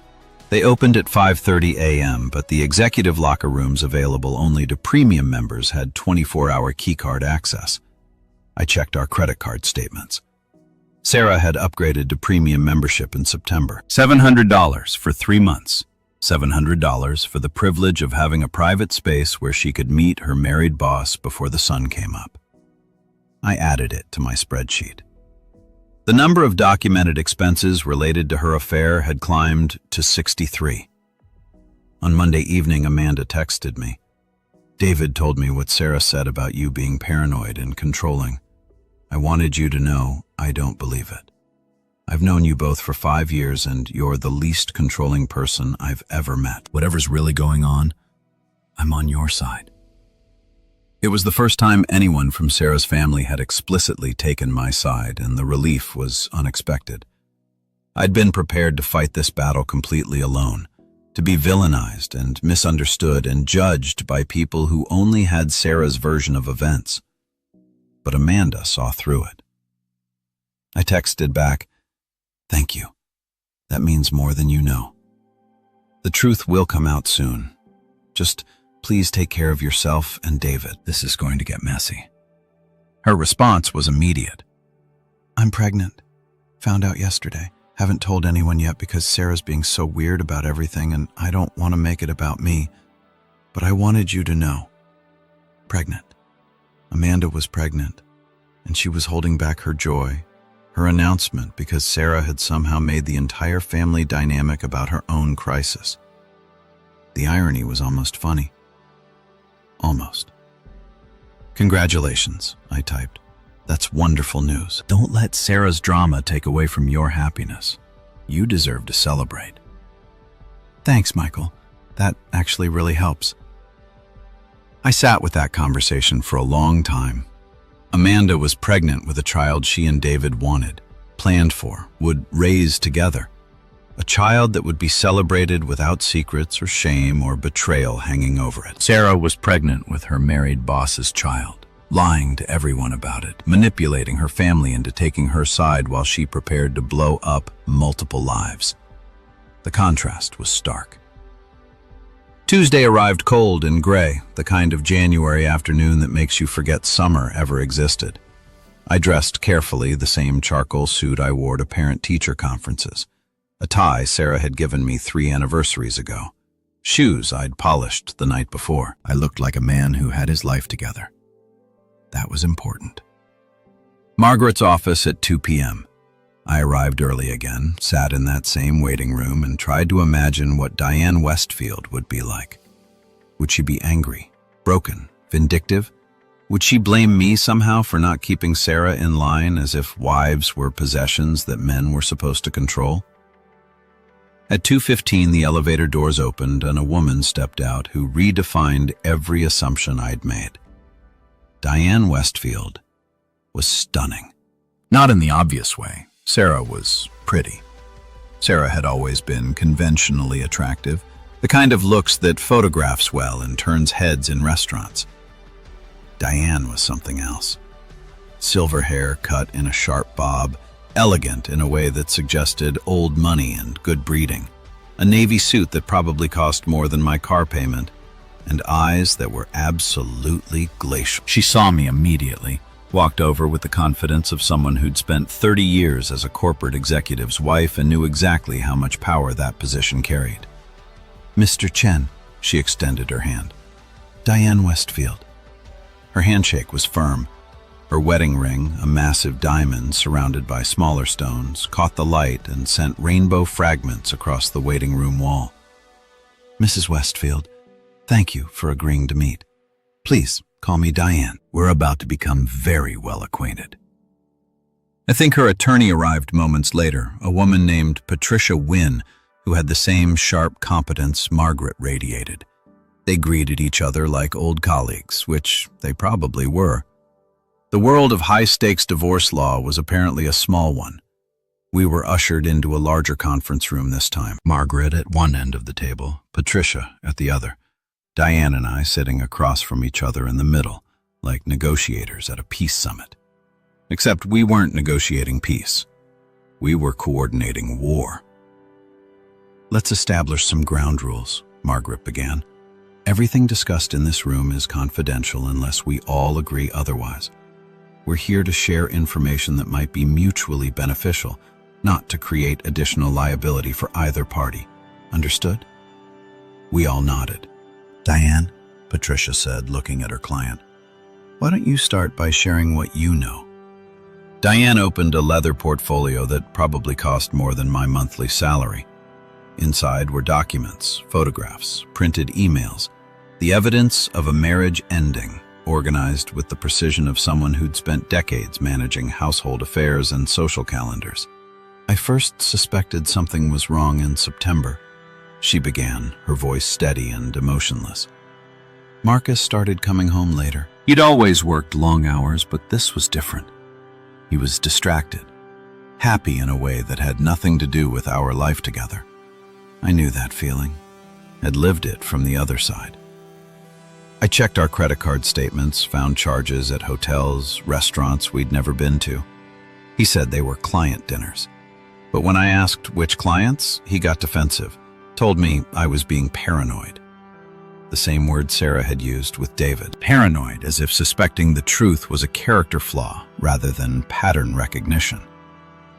Then in October, he took a weekend trip, said it was a conference in Boston. I called the hotel. They had no record of a conference, no corporate rate, just a premium suite booked under his name for 2 nights. She slid a hotel receipt across the table, October 15th to 17th. The same weekend, Sarah had told me she was visiting her college roommate. I pulled out my phone, showed them the charge on our credit card statement. Same dates, different hotel, same city. They were in Boston together, Margaret said quietly. And they were stupid about it, Diane added, something like satisfaction creeping into her voice. Marcus has always thought he was smarter than everyone else. It never occurred to him that I'd check his receipts, that I'd track his phone, that I'd hire a private investigator. You hired an investigator? I asked, in November after I found a text he'd forgotten to delete. It was from someone named Is Very Original. The message said, "Last night was perfect. I can't wait until we don't have to hide anymore." She paused. The investigator confirmed Marcus was having an affair with Sarah Chen, his VP of Strategic Development. Got photos of them entering hotels together, leaving her apartment at dawn, having dinner at restaurants where they thought they wouldn't be recognized. She slid a folder across to me. I opened it slowly, not sure I wanted to see what was inside, but I needed to see it. Needed the visual confirmation to match what I already knew intellectually. The photos were damning. Sarah and Marcus at outdoor cafes, his hand covering hers on the table. Walking into a boutique hotel in the business district, her arm linked through his. Sitting in his car in a parking garage, clearly arguing about something, and one of them on Sarah's apartment balcony. Wait, Sarah's apartment? I looked up at Diane. You didn't know? She seemed genuinely surprised. She's been renting a studio in the Pearl District since September. $1,400 a month, according to the investigator, listed under her maiden name. $1,400 a month for 5 months. $7,000 of our money, my money, from the joint account I'd been carefully managing, spent on an apartment I didn't know existed. An apartment where she could meet Marcus without worrying about neighbors who knew me, where she could keep clothes and toiletries and probably gifts he'd given her, where she could live the life she was building with him, separate from the life she was still pretending to have with me. I didn't know, I said quietly. Margaret was already making notes. That's significant. We can trace those payments, prove she was using marital funds for the apartment. There's more, Diane said. She pulled out what looked like medical records. I have access to our insurance statements. Marcus added Sarah to our family plan in October as a domestic partner. It's a benefit his company offers for unmarried couples. The insurance company sent the confirmation to our home address. He didn't think I'd read it. He put her on your insurance. The audacity was breathtaking. Oh, it gets better. In early December, there was a claim, prenatal care, first OB visit. I called the doctor's office. Said I was calling on behalf of my husband's insurance to verify the claim. They confirmed Sarah Chen was a patient. Due date approximately August 15th. August 15th. I did the math backwards. Conception would have been mid-November. 3 weeks ago, when I'd overheard the conversation, would have been just after she'd confirmed the pregnancy. Just after she'd had her first ultrasound and seen proof of what she and Marcus had created. No wonder she'd been planning to announce it at Christmas. She'd probably thought the timing was perfect. Everyone gathered together, celebrating, unable to make a scene without ruining the holiday. She'd drop her bombshell and expect everyone to swallow their shock and offer congratulations because that's what polite people do at family gatherings. But I'd heard her practicing, heard the joy in her voice, and I'd left before she could execute her plan. What are you going to do with all this? I asked Diane. I'm filing for divorce next week, she said simply. 30 years of marriage, and I'm done. Marcus can have his pregnant girlfriend and the storm that's about to rain down on both of them. Patricia leaned forward. We're also preparing to notify Marcus's company about the affair and the policy violations. The relationship should have been disclosed to HR. The fact that he's in a direct supervisory position over Sarah, that he added her to his insurance without proper authorization, that he's used company resources to facilitate the relationship. All of that could constitute grounds for termination. You're going to get him fired. I tried to keep my voice neutral.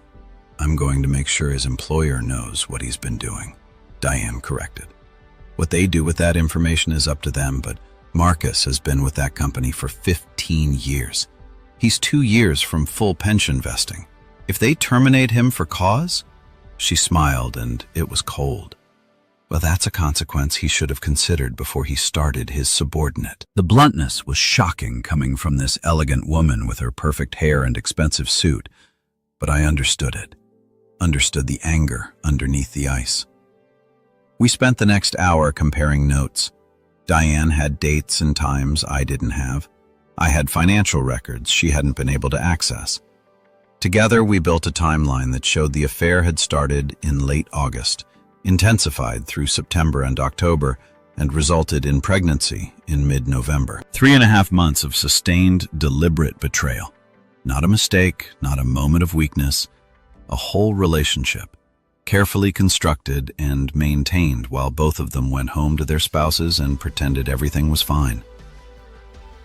There's one thing I need to know, I said to Diane. When you found out, why didn't you confront him immediately? Why wait 2 months? She looked at me with those glacial eyes, and for the first time, I saw something human beneath the ice. Because I learned a long time ago that information is power, she said, and the person who acts first from emotion loses. I needed time to document everything, to move assets he didn't know I could access, to secure my position, to make sure that when I finally told him I knew, there was nothing he could do to spin it or minimize it or make me question my own perception of reality. She paused, then added more softly, and because I needed time to grieve the marriage I thought I had before I could accept the marriage I actually had. Don't you? I did. That's exactly what these past 10 days had been. A private mourning period for the life I'd believed in and the woman I'd thought Sarah was. What about the baby? I asked. Have you thought about what happens when it's born? That's Sarah's problem, not mine, Diane said. Marcus won't be in a position to provide the lifestyle he promised her, not when I'm finished with him. She's going to be a single mother raising her married boss's child, probably unemployed when the company lets her go for the same policy violations, trying to explain to her family how she ended up here. That baby is a consequence she's going to have to live with. There was no sympathy in her voice, no concern for an innocent child being born into this mess, just cold calculation about how Sarah's pregnancy would become her punishment. I should have felt satisfied, should have appreciated Diane's ruthlessness on my behalf, but instead, I felt hollow, because somewhere in all of this strategy and documentation and careful planning for revenge, there was going to be a baby. A child who didn't ask to be conceived in betrayal, who would grow up knowing their existence had destroyed multiple families. I know what you're thinking, Diane said, watching my face. You're thinking about the child, feeling sorry for it, aren't you? No, she said it flatly. I spent 30 years raising Marcus's children, put my career on hold, managed his household, played the perfect corporate wife while he built his empire. I gave him everything, and he repaid me by screwing someone half his age and getting her pregnant. That baby, that's his karma made flesh, and I hope every time he looks at it, he remembers everything he threw away. The room was silent for a moment. Even the attorneys seemed taken aback by the venom in her voice, but I understood it. Understood how betrayal could transform love into hate, how years of devotion could curdle into bitterness when you realized it had all been one-sided. I just hoped I wouldn't become that bitter, that whatever happened next, I could walk away with my humanity intact. So, what's the timeline? Margaret asked, breaking the silence. When do we move? Patricia consulted her notes. Diane files for divorce next Monday. We notify Marcus's company on Tuesday, giving them the weekend to process. That should trigger an internal investigation. I file Michael's separation papers on Wednesday. Margaret added, By then, Sarah will already be dealing with the fallout from Marcus's situation. She won't have time to craft a narrative. And I send the evidence to her family. I asked if you want to, Margaret said, but you don't have to. The truth is going to come out whether you tell them or not. The question is whether you want to control how they hear it.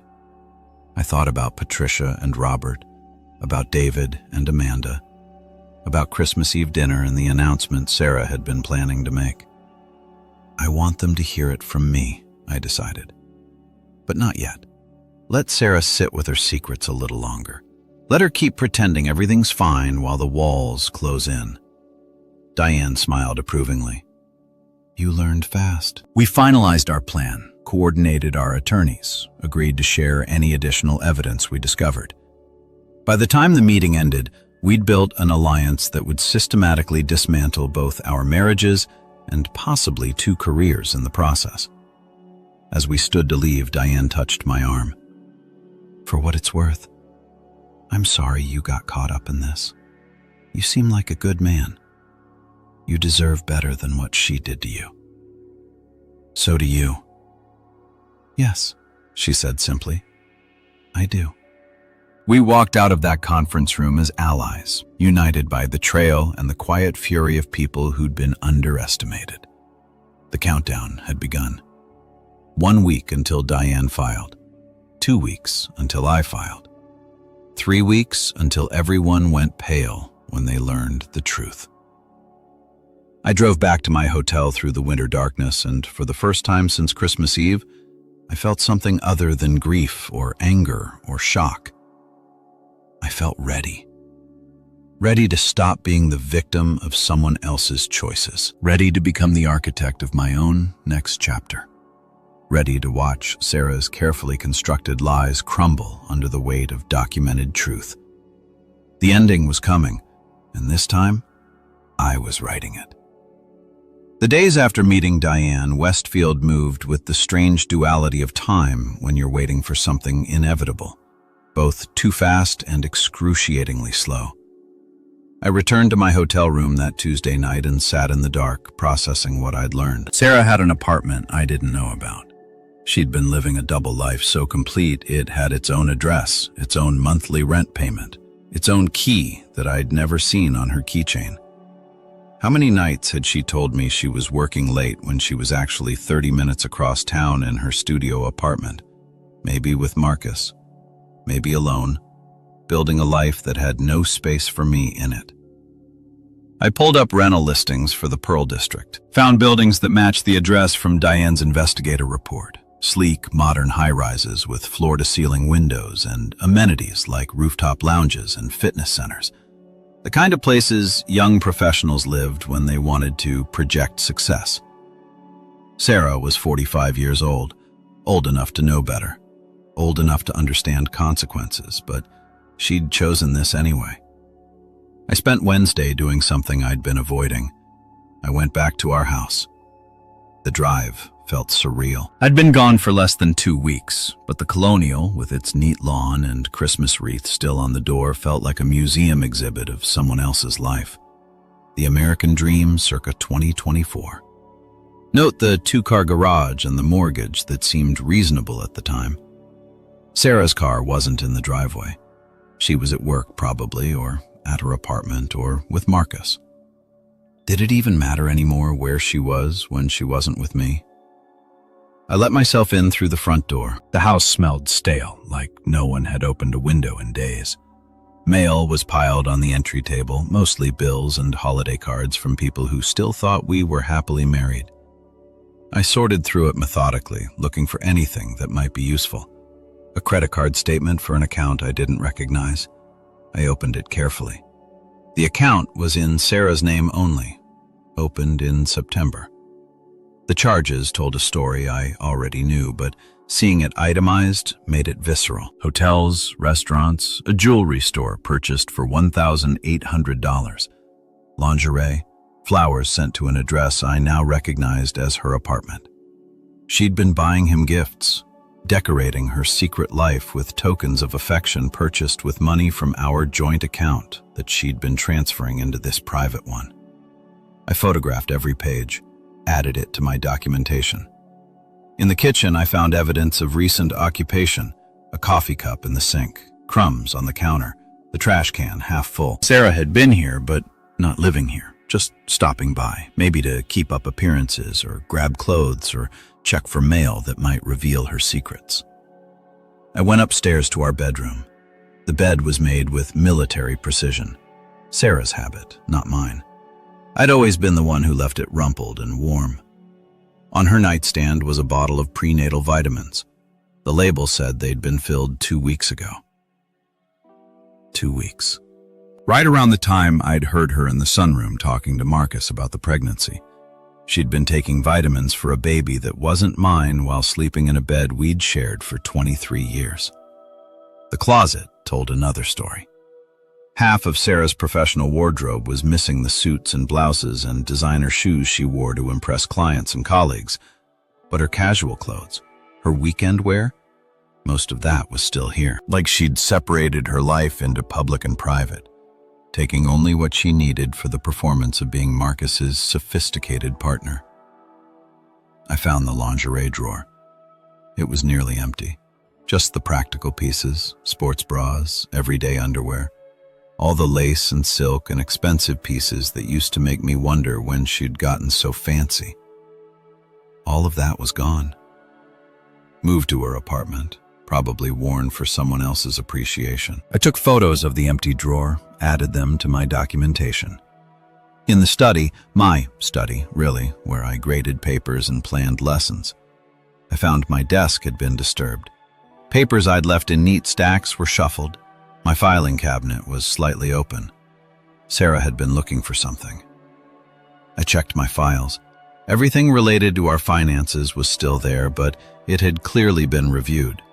She'd been trying to understand what I knew, what evidence I might have gathered. Too late. I'd already copied everything. The originals were just decoys now. I was about to leave when I heard the front door open. My heart jumped. I wasn't ready for a confrontation. Wasn't prepared to see her face to face after everything I'd learned. But I couldn't hide. This was still my house, too. I walked down the stairs slowly, deliberately, and found Sarah standing in the foyer, frozen in the act of hanging up her coat.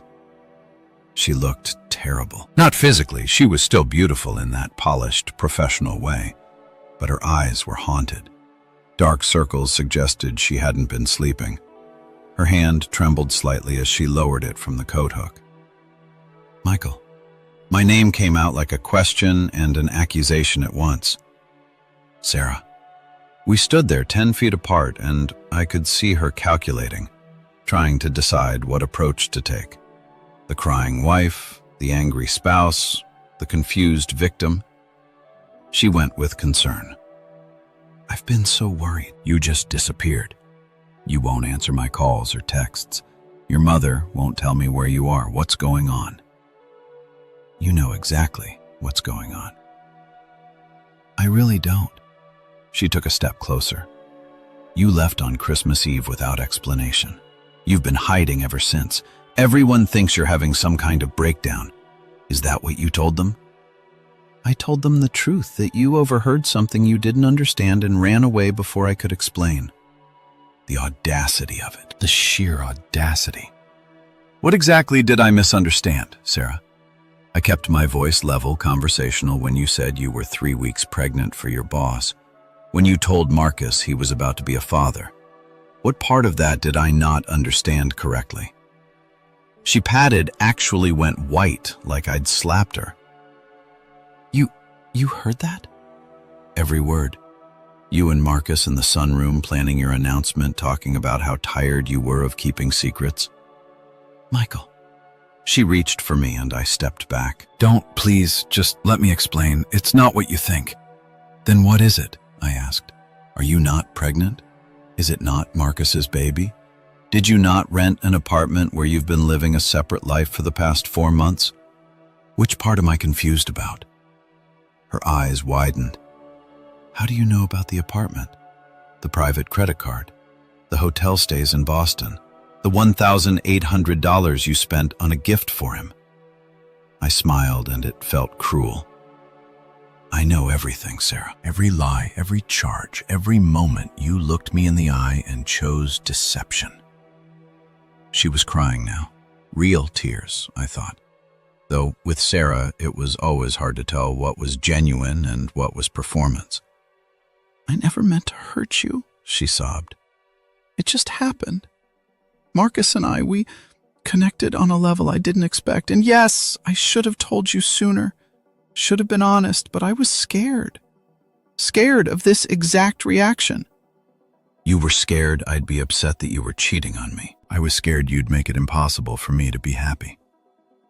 The tears stopped just like that, and underneath them was anger I'd never seen before. You have no idea what it's like, Michael. Being married to someone who's content with mediocrity, who's happy teaching high school and coaching basketball and living the same small life year after year. Mediocrity? Yes, she was yelling. Now, you have no ambition, no drive. You could have gone into administration, could have gotten your doctorate, could have done something more with your life. But you're happy being Mr. Chen, the history teacher, and I'm supposed to be happy being married to that. The words hung between us, ugly and honest. This was the truth then.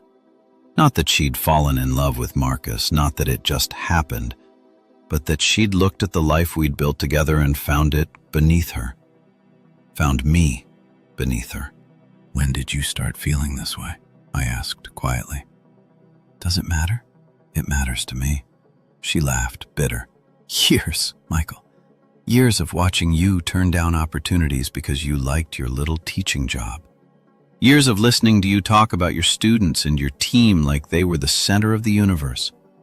Years of going to faculty parties where everyone talked about lesson plans and grading curves while I was closing million-dollar deals. So you found someone more impressive. Someone with ambition and drive. Someone who matched your professional success. Yes. Is that so wrong to want a partner who understands the world I live in? He's married, Sarah. Not for long. Diane's filing for divorce. The slip was unintentional. I could see it in her eyes the moment she realized what she'd revealed. You know about Diane? I said. Marcus told me she hired a detective, found out about us. She's trying to destroy him out of spite. Out of spite? Sarah, he's been married to her for 30 years. He got you pregnant while wearing her wedding ring, and you think she's the one acting out of spite? You don't understand their marriage. It's been over for years. They were just going through the motions. I'd heard that line before. Every cheater's justification. The marriage was already dead. We were just living together. There was no real betrayal because the relationship wasn't real anyway. Never mind that Diane's Facebook showed 30 years of genuine partnership. Never mind that she just found out 2 months ago and was still processing the destruction of her entire adult life. What about our marriage? I asked. Was that over too, or were you just going through the motions with me while building something real with him? Sarah's silence was answer enough. I loved you, I said, and my voice cracked on the past tense. For 23 years, I loved you. And you're standing here telling me it was mediocre, that I was mediocre, that everything we built together wasn't enough because I was content being a teacher instead of chasing some corporate ladder you think matters. Michael, I'm filing for separation. The words came out steady now. My attorney will contact you next week. We'll divide assets equitably. You'll get your share of the house, the retirement accounts, everything we built together. But I want you to understand something. I stepped closer to her, close enough to see my reflection in her eyes. You didn't trade up. You traded a man who loved you for a man who was willing to risk everything for the thrill of an affair. And when the thrill is gone, and you're just his pregnant girlfriend who cost him his marriage and possibly his career, you're going to realize what you gave up. Not because I'm special, but because what we had was real, and what you have with him is built on lies. You don't know anything about what we have. I know his wife has been documenting your affair for 2 months. I know she has photos, receipts, medical records. I know she's planning to notify his company about the policy violations. And I know that in about a week, your fairy tale is going to collide very hard with reality. Sarah's face went through several emotions: shock, fear, anger, and finally, calculation. You've been working with Diane. I've been protecting myself. There's a difference. You're trying to destroy us. No, Sarah. I'm making sure you can't destroy me anymore. What happens to you and Marcus is a consequence of your own choices. She stared at me for a long moment, then quietly. I am pregnant, with his child. That's real, and we're going to have this baby and build a life together no matter what you or Diane or anyone else does. Then I hope it makes you happy. I genuinely do, because it cost you everything else. I walked past her, headed for the door. Michael, wait. I stopped, but didn't turn around. What about my family? Are you going to tell them? I'm going to tell them the truth. What they do with it is up to them. They'll hate me, maybe, or maybe they'll surprise you. Either way, it's not my responsibility to manage their reaction to your choices. When? Her voice was small now. When are you going to tell them? When I'm ready. I left her standing in the foyer of the house we'd bought together, surrounded by the life she decided wasn't enough. I drove back to the hotel in a daze. The confrontation had been both exactly what I'd expected and nothing like I'd imagined.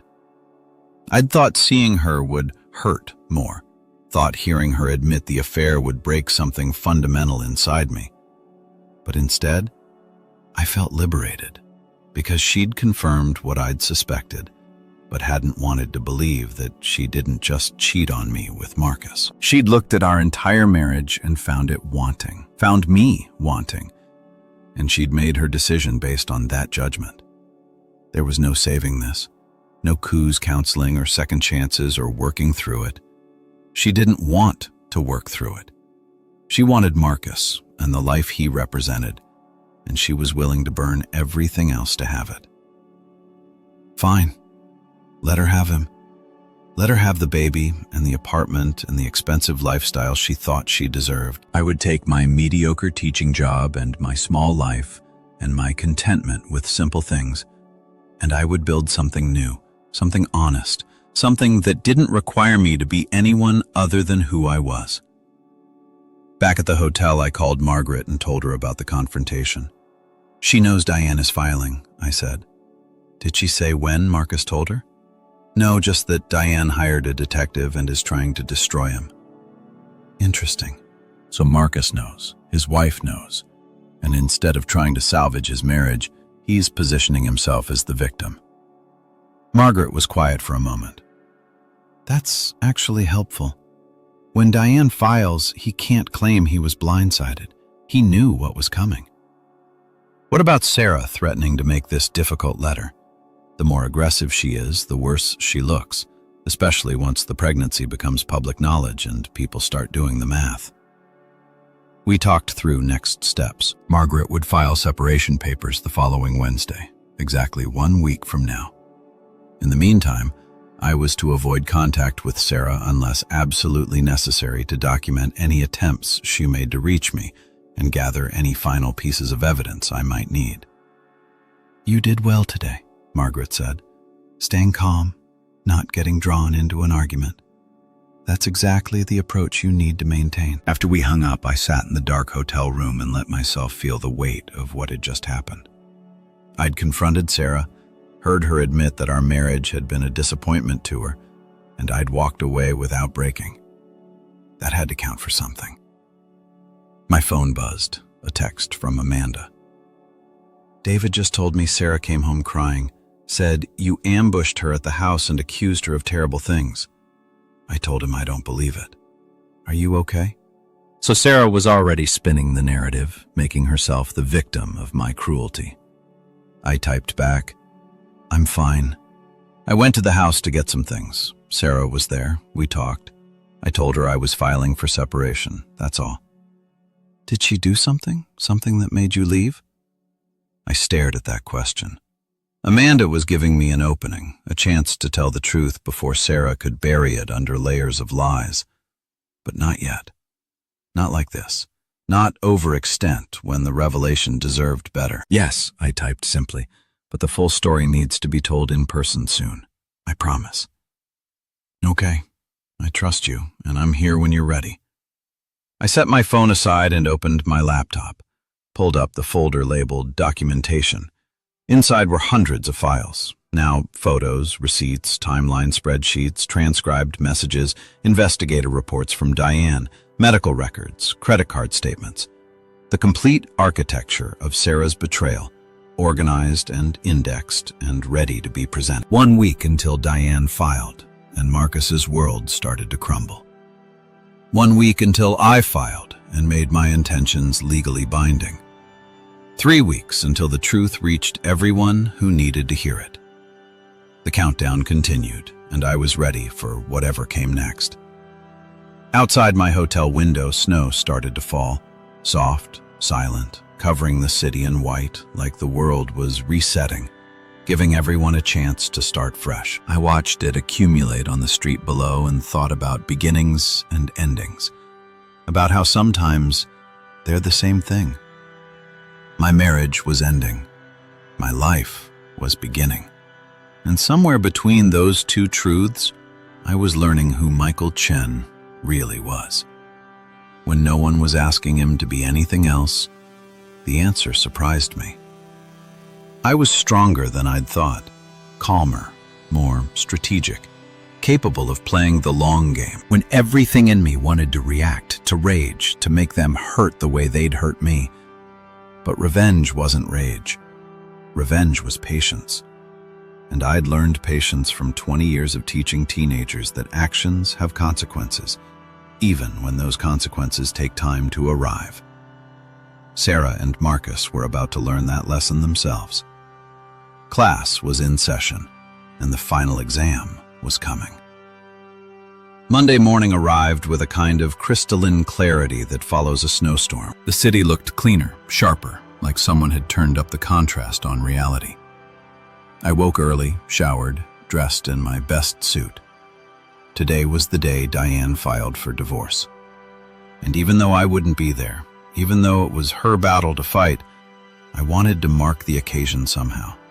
Wanted to acknowledge that this was the moment everything changed from theoretical to actual. At 9 a.m., I received a text from Patricia Nguyen. Papers filed, Marcus being served at his office at 10. Thought you'd want to know. At his office, in front of colleagues and subordinates. The humiliation was deliberate, and I had to admire Diane's precision. She could have had him served at home privately, but she'd chosen to make his professional life and personal life collide in the most public way possible. I imagined the scene, Marcus in his executive office, maybe in a meeting, a process server walking in with legal documents. The confusion, then recognition, then panic as he realized his wife wasn't bluffing, wasn't negotiating. She was ending it. And somewhere in that same building, Sarah would hear about it, would realize that the protective bubble she and Marcus had built around their affair had just popped. I spent the morning at a coffee shop downtown, laptop open, appearing to grade papers but actually refreshing my email every few minutes. Margaret had said she'd update me once she heard from Patricia. At 10:47, my phone rang. "Margaret, it's done." She said, "Marcus was served." According to Patricia's investigator, who was stationed outside the building, he came out about 20 minutes later, got in his car, and drove to Sarah's apartment. How did they know about the apartment? Diane provided the address. She's been thorough. What happens now? Patricia is sending a letter to Marcus's company this afternoon outlining the affair, the policy violations, the insurance fraud, adding Sarah as a domestic partner while she was legally married to you. The company will have to investigate. And given Marcus's position, given that Sarah reports directly to him, they're going to have to act. How fast?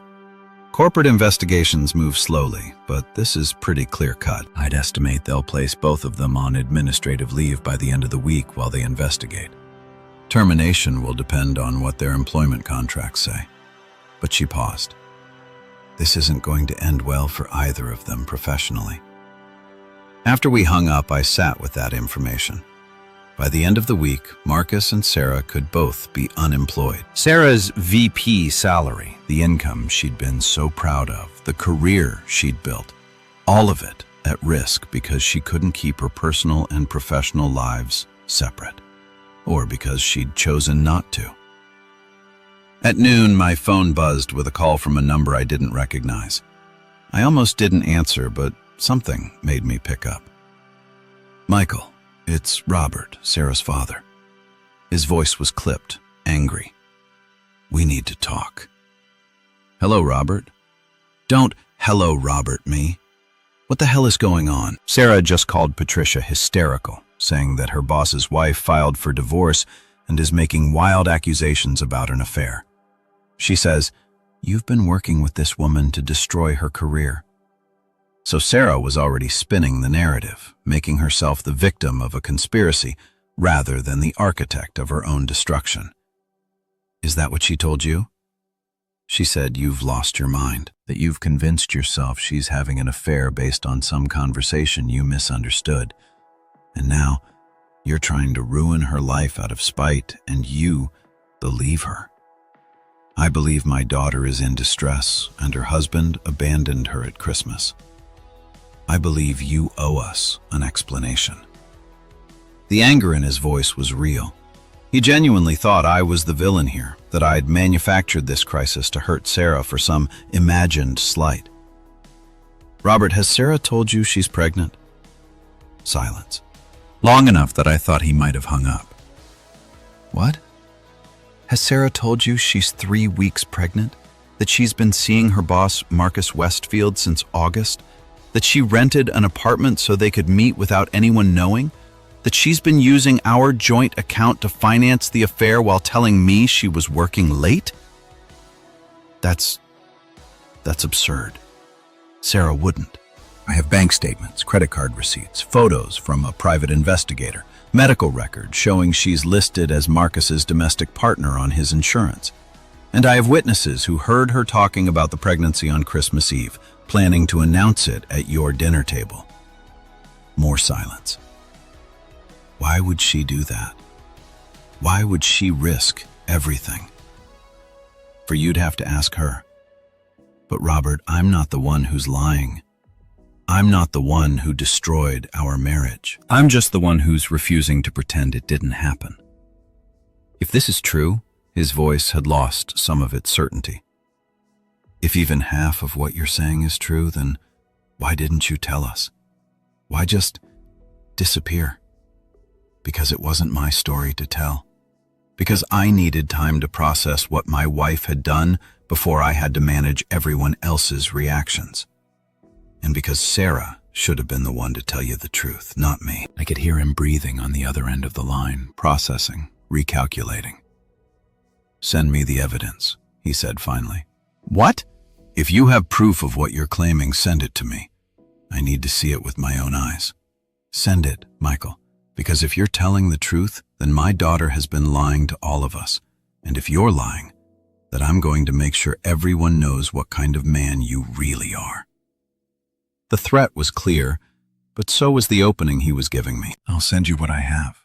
But Robert, when you see it, when you realize I'm telling the truth, please remember that I didn't want any of this. I wanted a marriage, a partner, a life. Sarah is the one who chose differently. Just send the evidence. He hung up. I sat in the coffee shop, my heart pounding, and considered what I was about to do. Once I sent Robert those files, there was no taking it back. Sarah's family would know. The judgment would fall, and whatever relationship I had left with any of them would be filtered through the lens of Sarah's betrayal. But he'd asked for the truth, and I promised myself I would tell it. I created a new folder, selected the most damning evidence: bank statements showing the apartment payments, credit card charges from hotels and restaurants, photos from Diane's investigator showing Sarah and Marcus together, the insurance documents proving she was listed as his domestic partner. I left out anything too personal, too intimate, just the facts. I wrote a brief email. Robert, attached is the documentation you requested. I've included financial records, photographs, and official documents. Everything is dated and verified. I know this is painful to see. I know you want to believe Sarah wouldn't do this. I wanted to believe it too. But the evidence speaks for itself. I'm filing for legal separation this Wednesday. My attorney will handle all communication going forward, but I wanted you to hear the truth from me first, since you asked. I'm sorry it came to this, Michael. I attached the files and hit send before I could second-guess myself. 3 minutes later, my phone rang again. David, this time. "Dad, just forwarded me your email," he said without preamble. "Tell me it's not real. Tell me you fabricated this somehow." "I didn't fabricate anything." "Jesus Christ, Michael." His voice cracked. "How long have you known?" "I overheard her on Christmas Eve talking to Marcus about the pregnancy. I've been documenting everything since then. And you didn't think to tell me, to tell any of us? Would you have believed me without evidence? Or would you have done exactly what Robert did, assumed I was crazy or lying or having a breakdown?" He didn't answer, because we both knew the truth. "Amanda was right," he said finally. "She kept saying something didn't add up." That Sarah's story about you being paranoid didn't make sense. I told her she was being ridiculous. Amanda has good instincts. She's going to say, "I told you so," for the rest of our lives. A pause. "How are you doing?" "Really?" The question surprised me. In all of this, almost no one had asked how I was doing, just demanded explanations, accused me of overreacting, questioned my version of events. "I'm surviving," I said honestly, "taking it one day at a time. For what it's worth, I'm sorry." I'm sorry she did this to you. I'm sorry we didn't believe you. I'm sorry it took photographic evidence to convince us you weren't the problem. You're her brother. I understand. Yeah, well, right now I'm not feeling very brotherly. I'm feeling like my sister is a stranger, and I don't know who she's been for the past few months. Another pause. "Amanda's pregnant. Did she tell you?" "She did. Congratulations." "We were going to announce it at Christmas, but Sarah was acting so weird, and then you disappeared. And Amanda said it didn't feel right to make it about us when something was clearly wrong. Now I know why. Don't let Sarah's choices take away from your joy. You and Amanda deserve to celebrate." "Thanks, man." His voice was rough. "Listen, I know things are going to get messy, the divorce, the lawyers, all of it. But you're still family to me, okay? Whatever happens with Sarah, that doesn't change." The words hit harder than I expected. I'd been braced for rejection, for Sarah's family to close ranks around her. Having David explicitly choose to maintain our relationship meant more than I could articulate. "That means a lot," I managed. After we hung up, I checked my email. Robert had replied to my message with 2 words. "Call me." I did. "I'm looking at these photos," he said. When he answered, his voice sounded older than I'd ever heard it. My daughter with a married man looking at him the way she used to look at you. "I'm sorry, Robert. Don't apologize to me. You're not the one who should be apologizing." A long breath. "Patricia is devastated. She keeps saying she raised Sarah better than this, that we must have failed somewhere as parents. This isn't about how Sarah was raised. This is about choices she made as an adult." Is she really pregnant? According to the medical records Diane obtained, yes, due in August.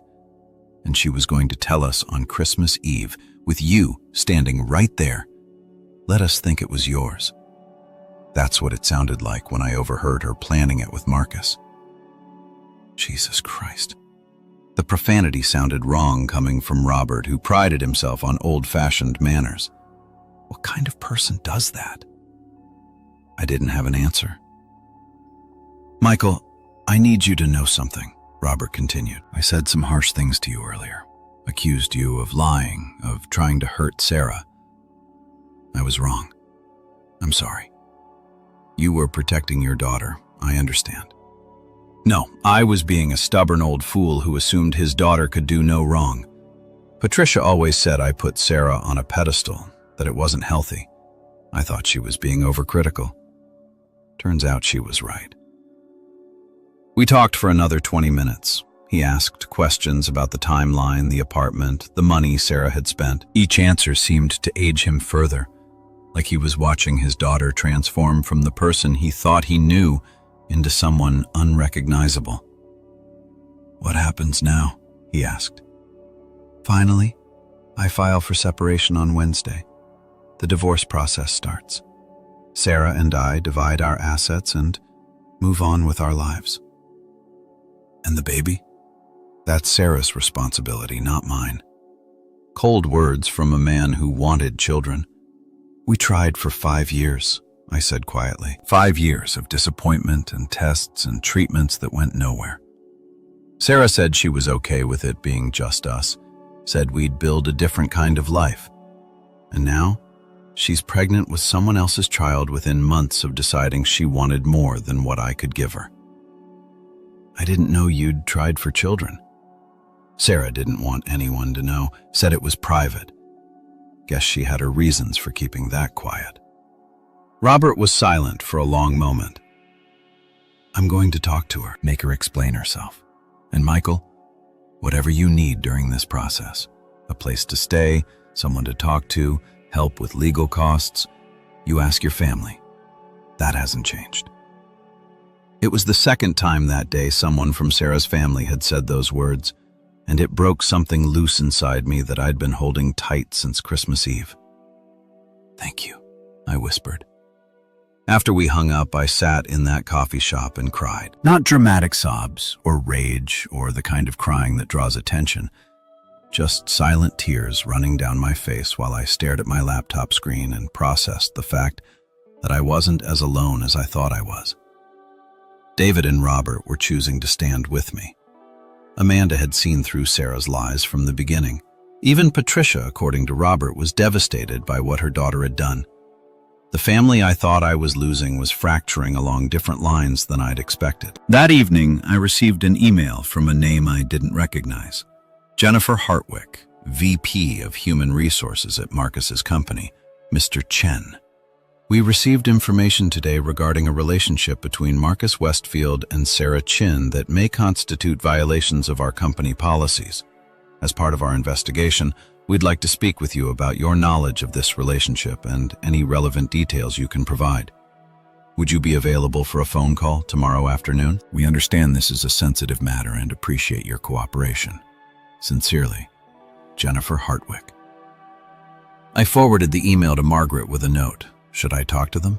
Her response came within minutes. Yes, but I'll be on the call with you. Forward me the HR rep's contact info. This could strengthen your case significantly. The company was moving faster than expected. Someone in their legal department must have seen the exposure they were facing. A COO having an affair with a subordinate, insurance fraud, policy violations. They were probably terrified of a lawsuit. Good. They should be. That night I couldn't sleep. Lay in the hotel bed watching headlights track across the ceiling, thinking about dominoes falling and consequences arriving and the way truth has its own momentum once you stop trying to control it. Diane had filed for divorce. Robert and David knew the truth. The company was investigating, and in 2 days I would file my separation papers and make my intentions legally binding. The storm I'd been watching gather on the horizon was finally here, And Sarah, who'd spent months building her secret life while thinking she was so clever, so untouchable, was about to discover what happens when all your lies get exposed at once. I thought about her sitting in her apartment, the one I'd been paying for without knowing it existed, probably with Marcus, both of them trying to figure out how to salvage their situation. But there was no salvaging this. The damage was done, the truth was out, and all the spin in the world couldn't change the basic facts of what they'd done. My phone buzzed. A text from Sarah. "Please call me. We need to talk. I can explain everything. Just give me a chance." I didn't respond. There was nothing left to explain and no conversation left to have.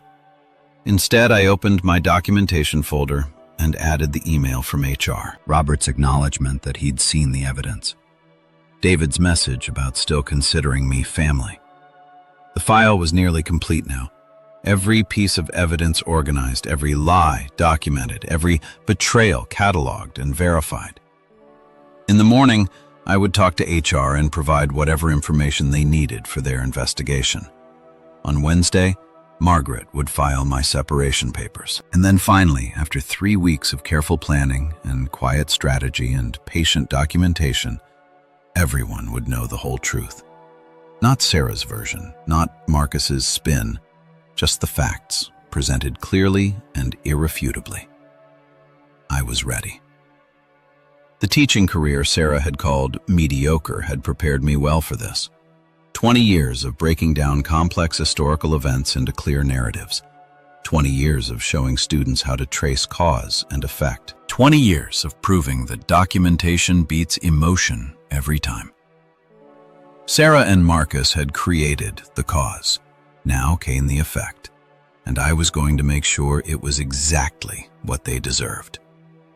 The call with HR was scheduled for Tuesday at 2 p.m. Margaret joined from her office while I sat in my hotel room with my laptop open. Documentation organized into folders with clinical labels, financial records, timeline, third-party evidence, communications. Jennifer Hartwick introduced herself with the careful neutrality of someone trained to navigate corporate liability.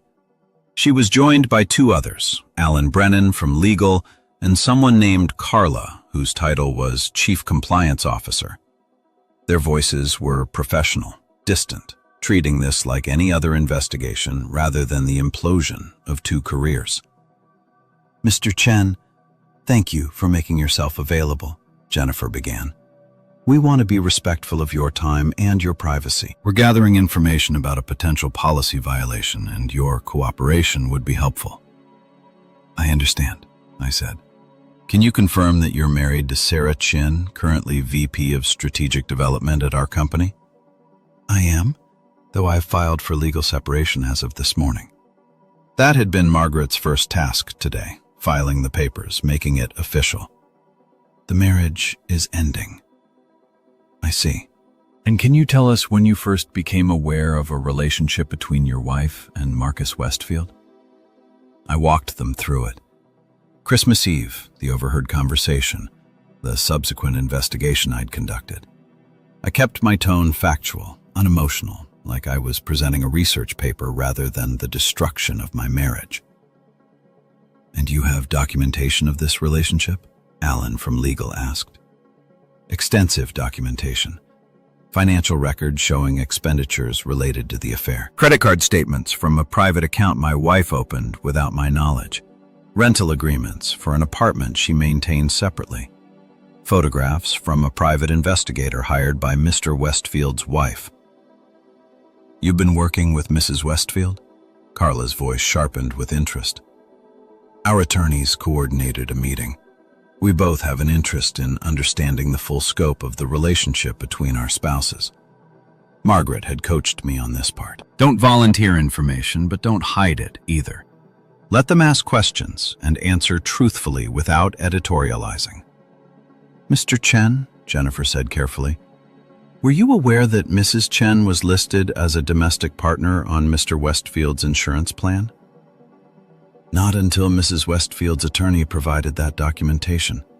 I had no knowledge that my wife had been added to another family's insurance while still legally married to me. I could hear typing on the other end, someone taking notes, probably flagging that detail for their legal team. "And the pregnancy?" Alan asked. "Can you confirm that Mrs. Chen is pregnant?" According to medical records and her own admission, yes, she's approximately 3 weeks along. The conception date would have been mid-November. More typing. "Has Mrs. Chen claimed that you are the father of this child?" The question landed like a stone. This was the heart of their concern. I realized not just the affair or the policy violations, but the potential fraud if Sarah had been letting people believe I was the father while using company insurance for prenatal care. "She hasn't explicitly claimed that to me," I said slowly, "but she was planning to announce the pregnancy at a family gathering on Christmas Eve. And given the circumstances, the implication would have been that I was the father." I left before she could make that announcement, but she has since announced this pregnancy to colleagues. Carla asked, "I don't know what she's told her colleagues. You'd have to ask her." "We will," Jennifer said, and something in her tone suggested that conversation would not go well for Sarah. They asked more questions about the timeline of the affair, about specific expenses I documented, about whether I had any direct evidence of sexual contact. I didn't, but the investigators' photos and the pregnancy itself spoke clearly enough. After 45 minutes, Jennifer thanked me for my cooperation and assured me they took these matters seriously. "What happens now?" I asked. "We'll complete our investigation, interview the relevant parties, review the documentation, and then we'll make determinations about appropriate actions consistent with our policies and legal obligations. Corporate speak for, we're going to destroy their careers, but we can't tell you that directly." After we hung up, Margaret called me back immediately. "That went well," she said. "They're building a case for termination. Did you hear how specific their questions were about the insurance fraud? That's criminal exposure. Not just policy violation, criminal. Sarah knowingly provided false information to obtain insurance benefits she wasn't entitled to. That's fraud. The company could refer it to prosecutors if they want to protect themselves from liability."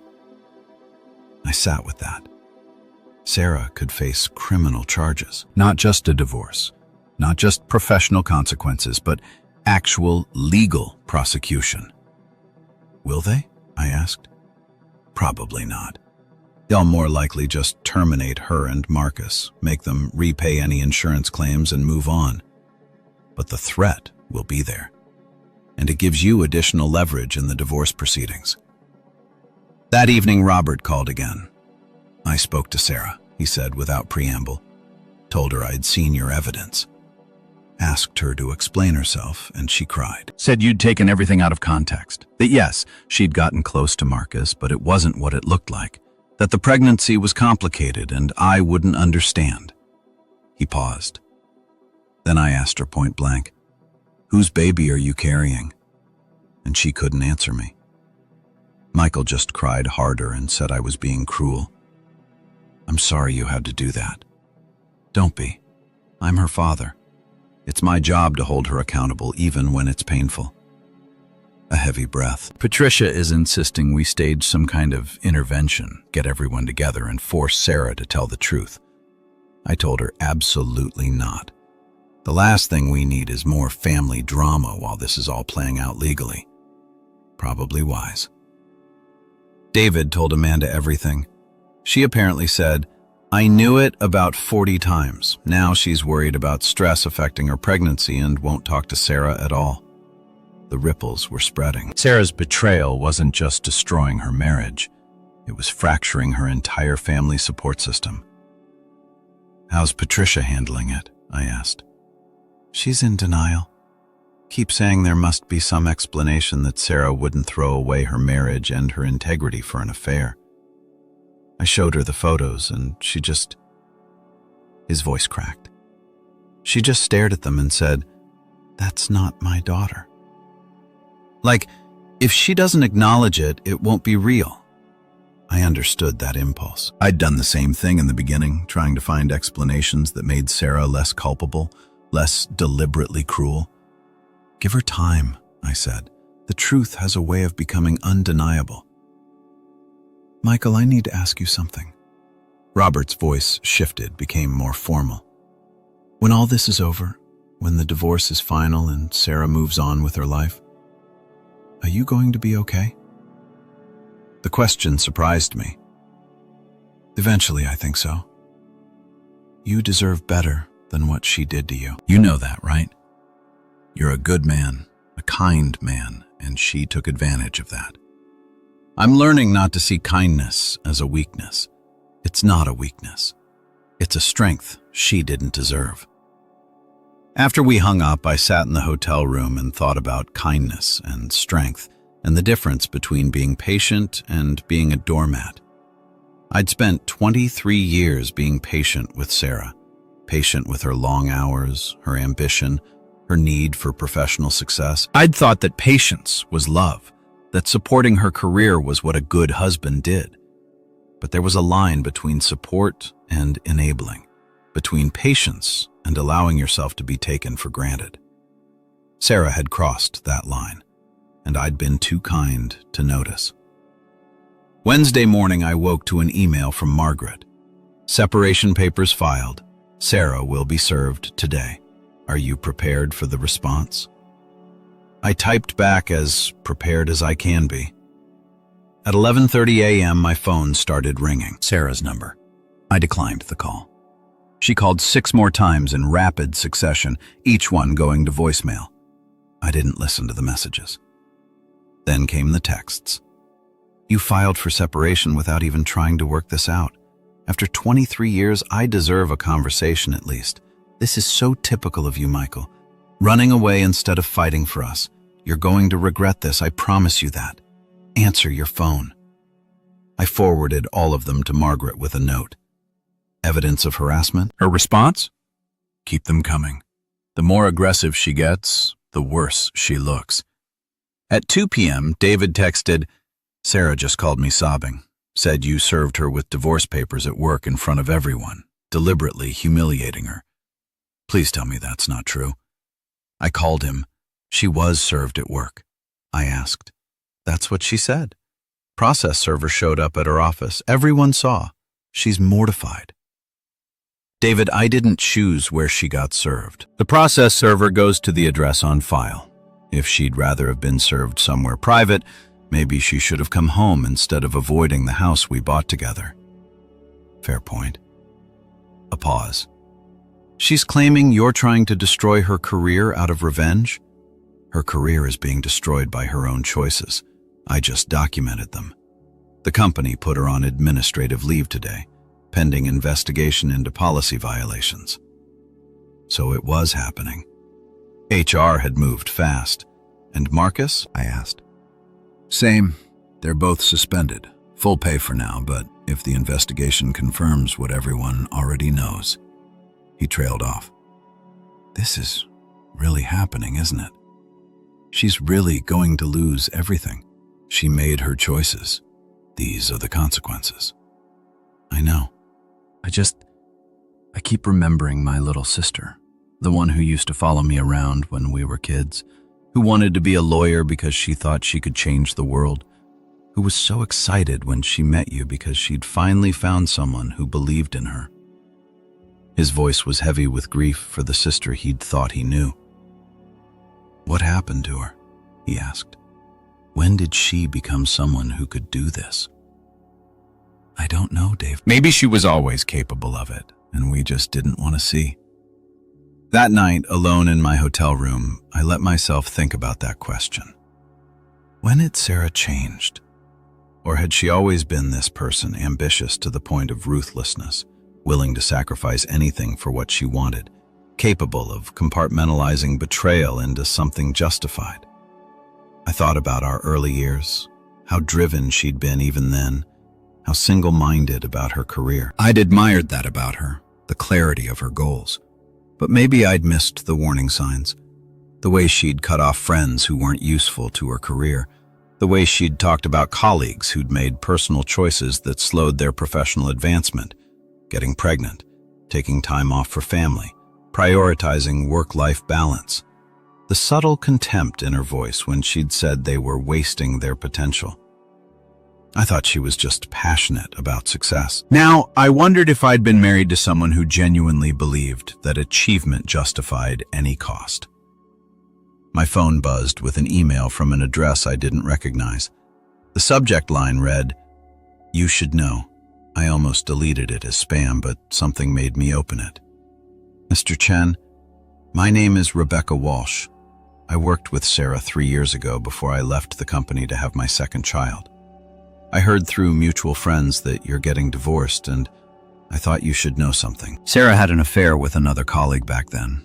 His name was Tom Preston. It lasted about 6 months before his wife found out and threatened to expose them both. Sarah ended it immediately, and Tom transferred to another office. I never said anything because it wasn't my business, but I always felt guilty for staying silent. "I'm sorry you're going through this, and I'm sorry I didn't speak up sooner.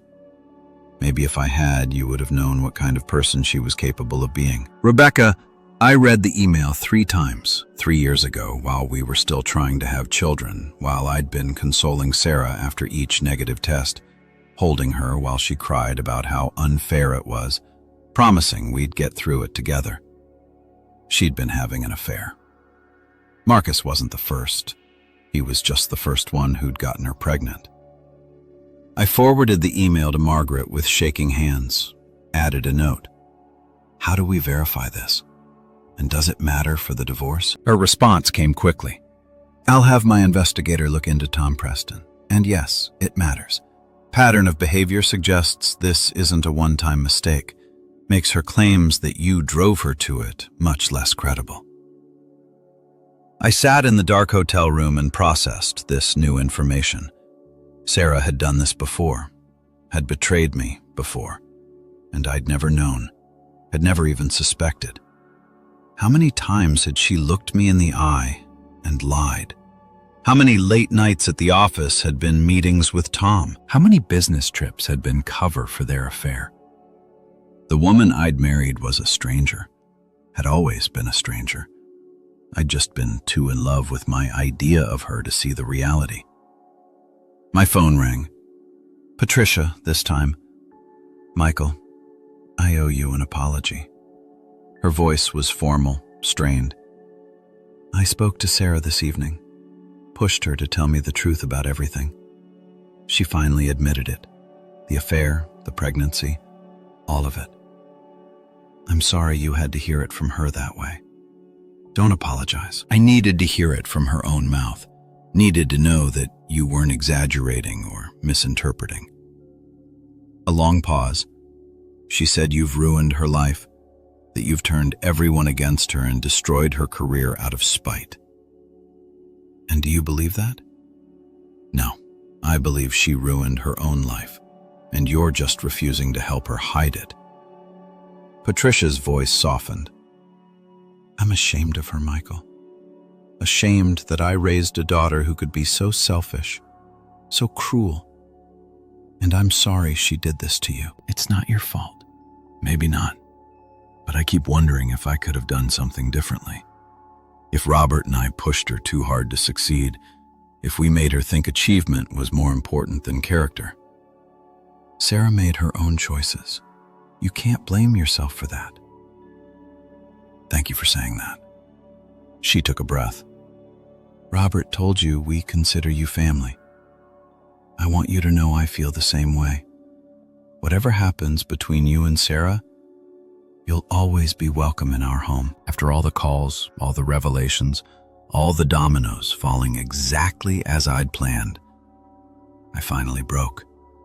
Not dramatically, not with rage or tears or the kind of emotional release that feels cathartic, just a quiet acknowledgement that I'd been holding myself together through sheer will.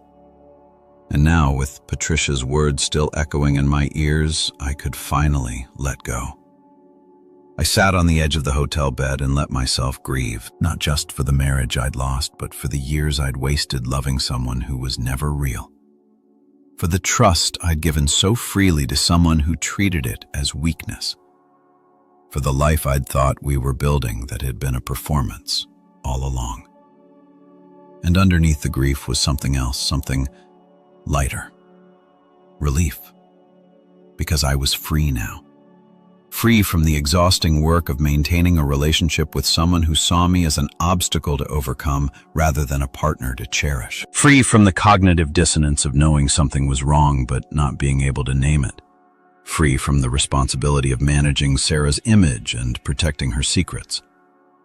I had 3 weeks of careful documentation, strategic planning, and quiet determination behind me.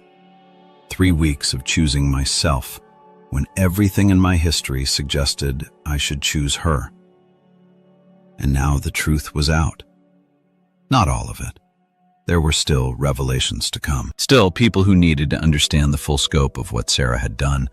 But the foundation was laid. The evidence was compiled.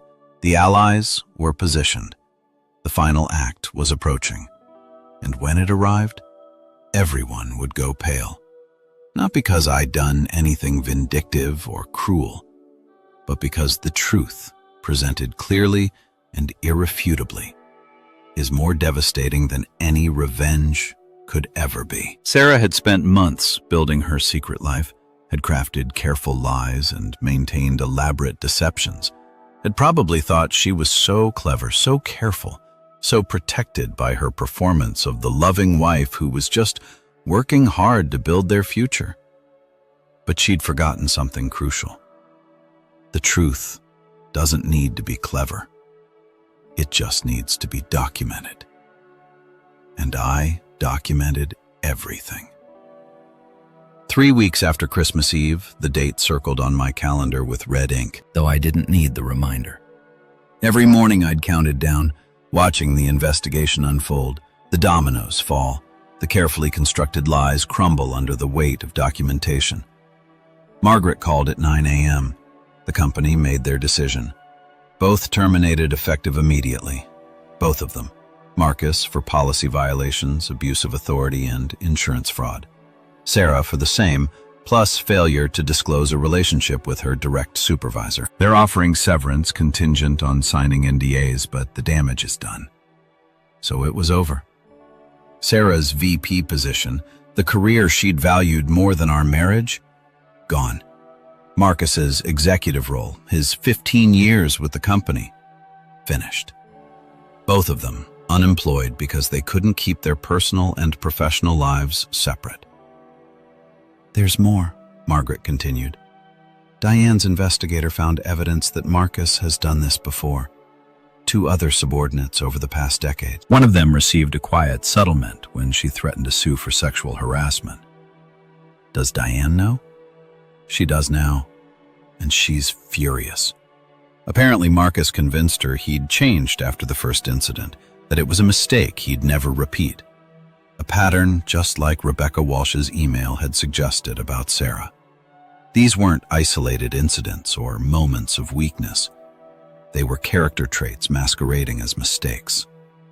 When's the family meeting? Margaret asked. Tomorrow, 2 o'clock at Robert and Patricia's house. Are you sure you want to do this? Sarah's been telling them her version for 3 weeks. That I'm vindictive. That I've destroyed her career out of spite. That the affair was my fault somehow because I wasn't ambitious enough. I paused. They deserve to hear everything. The full truth. Not just the affair, but the previous one, the apartment, the lies, all of it. It's going to be brutal. The truth usually is. That evening, I went through my documentation one final time, organized it chronologically, printed the most damning pieces, created a presentation that would walk them through exactly what Sarah had done and when. I wasn't doing this for revenge. I was doing it because Sarah had spent 3 weeks painting me as the villain, and I was done letting her control the narrative. My phone buzzed, a text from Amanda. Are you really ready for tomorrow? Once you show them everything, there's no taking it back. I typed back, I know, but they asked for the truth. I'm going to give it to them. David and I will be there for you, not for her. You should know that the support meant everything. David and Amanda, Robert and Patricia, even Diane Westfield, who'd sent me a message yesterday. Good luck tomorrow. make sure they understand who she really is. I spent the night unable to sleep, running through what I would say, how I would present the evidence without seeming vindictive, how I would make them understand that every revelation, every documented lie, every piece of proof wasn't me trying to hurt Sarah. It was me protecting myself from being erased from my own story. The next morning arrived gray and cold. I dressed carefully, khakis and a sweater. Nothing too formal. This wasn't a trial. It was a family meeting where I would finally, after 3 weeks of strategic silence, tell my side. I arrived at Robert and Patricia's house at 1:45 p.m., the same house where I had overheard Sarah planning her announcement, the same sunroom where my marriage had ended. David met me at the door. She's already here in the living room with Mom and Dad. She doesn't know you're coming. Good. We walked through the foyer together. I could hear voices, Sarah's high and defensive, Patricia's soothing. They were discussing me, probably, Sarah spinning more lies, while Patricia tried to find some middle ground between supporting her daughter and acknowledging the truth. I stepped into the living room. Sarah saw me and went pale, actually pale, all the color draining from her face. "What is he doing here?" she demanded, looking at her parents. "We invited him," Robert said firmly. "You've told us your version of events. Now Michael gets to tell his." "There's nothing to tell." "He already showed you those photos. There's more than photos," I said quietly. I set my folder on the coffee table. "A lot more." Patricia gestured to a chair. "Please, Michael, sit down." I did. Sarah remained standing, her arms crossed defensively, her eyes darting between me and her parents like she was calculating escape routes. 3 weeks ago, I began. I overheard Sarah in this house in the sunroom telling Marcus Westfield that she was 3 weeks pregnant with his child. That conversation ended my marriage. But what I've learned since then, that's what I need you to understand. I opened the folder, started pulling out documents. This is a rental agreement for an apartment Sarah's been maintaining since September. $1,400 a month from our joint account. I slid it across to Robert. This is a credit card statement from a private account she opened without telling me. $63,000 in charges over 4 months. Hotels, restaurants, gifts for Marcus. Sarah was shaking her head. "You're twisting everything." "This," I continued, pulling out Rebecca Walsh's email, "is from a former colleague of Sarah's. It details an affair Sarah had 3 years ago with a man named Tom Preston, 6 months while we were trying to have a baby." Patricia gasped. Robert's jaw clenched. "That's a lie," Sarah said desperately. "She's lying. I don't even know who." "I had it verified," I said calmly. "Tom Preston confirmed it. He's willing to provide a statement if necessary." I laid out more evidence. The insurance fraud, the pattern of deception, the financial record showing she'd been siphoning money from our joint account for months. And finally, the timeline. The complete, documented timeline of every lie, every betrayal, every moment she'd looked me in the eye and chosen deception. When I finished, the room was silent. Sarah was crying, but they were angry tears now, not sad ones. "You had no right." "I had every right," I said quietly. "You were rewriting history, making me the villain. I just made sure they knew the truth." "You were rewriting history. I had every right. I just made sure they knew the truth." Robert stood, his face harder than I'd ever seen it. "Sarah, I think you should leave. Dad, leave now, before I say something I can't take back." She looked at her mother. Patricia was staring at the document spread across the coffee table, her expression shattered. "Mom?" Patricia didn't look up. "Your father's right. You should go." Sarah fled, and everyone who remained went pale as they absorbed the full weight of what she'd done. 6 months later, I stood in the doorway of my new apartment. Not a hotel room, not the house Sarah and I had shared, but a space that was entirely mine. 1 bedroom overlooking the river, hardwood floors, windows that caught the morning light. Small, simple, honest. The divorce had been finalized 3 weeks ago. The judge had sided with me on almost every point. Sarah was required to reimburse me for the apartment expenses, the affair-related charges, all of it. The house was sold, assets divided. She got her share, but it was considerably less than she would have received if she hadn't dissipated marital funds on her affair. Marcus's divorce from Diane had been even more brutal. She'd gotten the estate, most of the retirement accounts, and a settlement that would keep her comfortable for life. Marcus was living in a modest condo, unemployed, facing the reality that no company would touch an executive with his track record. Sarah had the baby 3 weeks ago. A girl. I knew this only because David had mentioned it in passing, careful not to give me details I hadn't asked for. She was living with her parents, unemployed, a single mother at 45, trying to explain to her daughter someday why her father wasn't around. Marcus had signed away his parental rights. Apparently, fatherhood lost its appeal when it came with actual responsibility instead of just the romantic fantasy of starting over with someone younger. I didn't feel satisfaction at their downfall, just a quiet sense that consequences had landed where they belonged. My phone buzzed, a text from Amanda. "Dinner tonight. We want to show you the nursery." Amanda and David had had their baby boy 2 months ago. They'd asked me to be godfather. I'd cried when they asked, understanding that they were choosing to keep me in their family despite everything. I texted back, "I'll be there at 6. The truth had changed my relationship with Sarah's family, but not destroyed it. Robert called me every few weeks, checking in. Patricia had apologized so many times. I'd finally had to tell her gently that she could stop. Sarah's choices weren't her fault. David and Amanda had become closer friends than they'd ever been when I was married to Sarah. Sometimes tragedy reveals who your real family is. I walked to the window and looked out at the river. 6 months ago, I'd been sitting in a hotel room, documenting betrayal, planning strategy, preparing for war. Now I was standing in my own space, starting over, choosing peace. Margaret had called last week with news that Sarah was considering writing a book, her side of the story. She wanted to paint herself as the victim of a controlling husband and a predatory boss caught between 2 men who wouldn't let her make her own choices. Let her write it. I told Margaret. The truth is documented.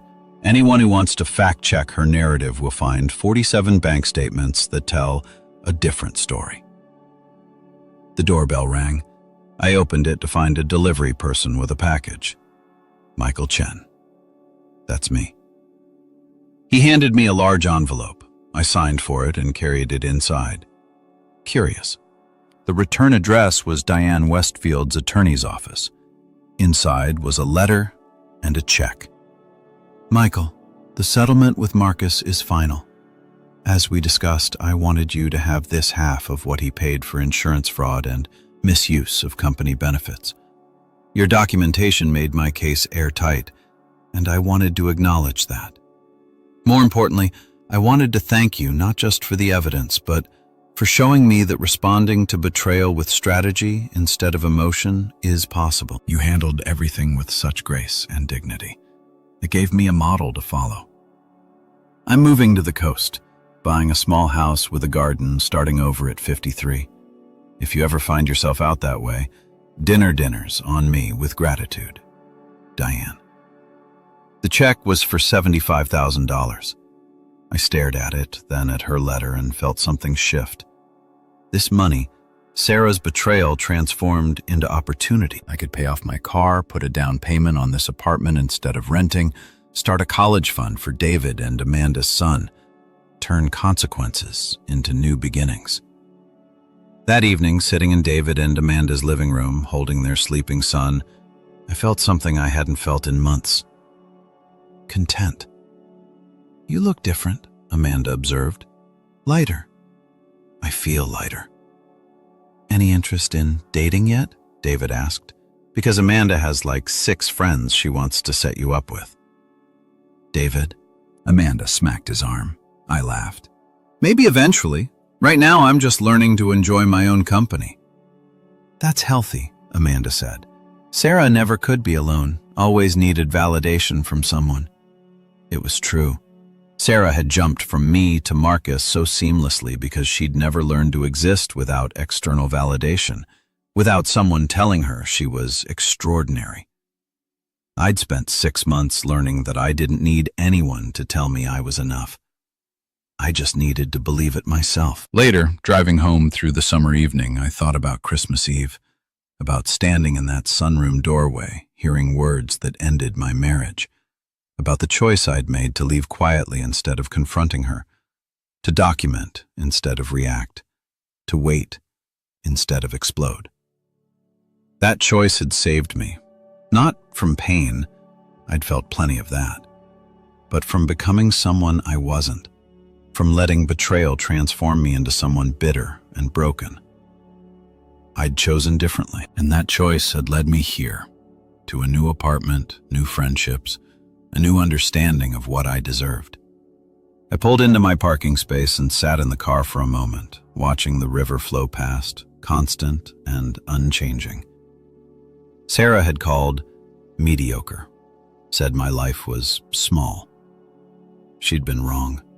My life was intentional, built on truth instead of performance, rich with genuine relationships instead of transactional ones, grounded in character instead of achievement. And when I walked into my apartment that night, my space, my fresh start, my honest foundation, I understood something fundamental. The best revenge isn't destroying someone who hurt you. It's building a life so honest, so genuine, so true that their betrayal becomes irrelevant. Sarah and Marcus had their consequences, their careers gone, their reputations damaged, their fantasy exposed as the destructive selfishness it had always been. I had something better. I had myself back. And 3 weeks after Christmas, when everyone had gone pale learning the truth, I discovered that freedom doesn't come from someone else's downfall. It comes from choosing integrity when betrayal gives you every excuse to abandon it. I'd made that choice, and I would make it again every single day. Because that's not mediocrity. That's strength.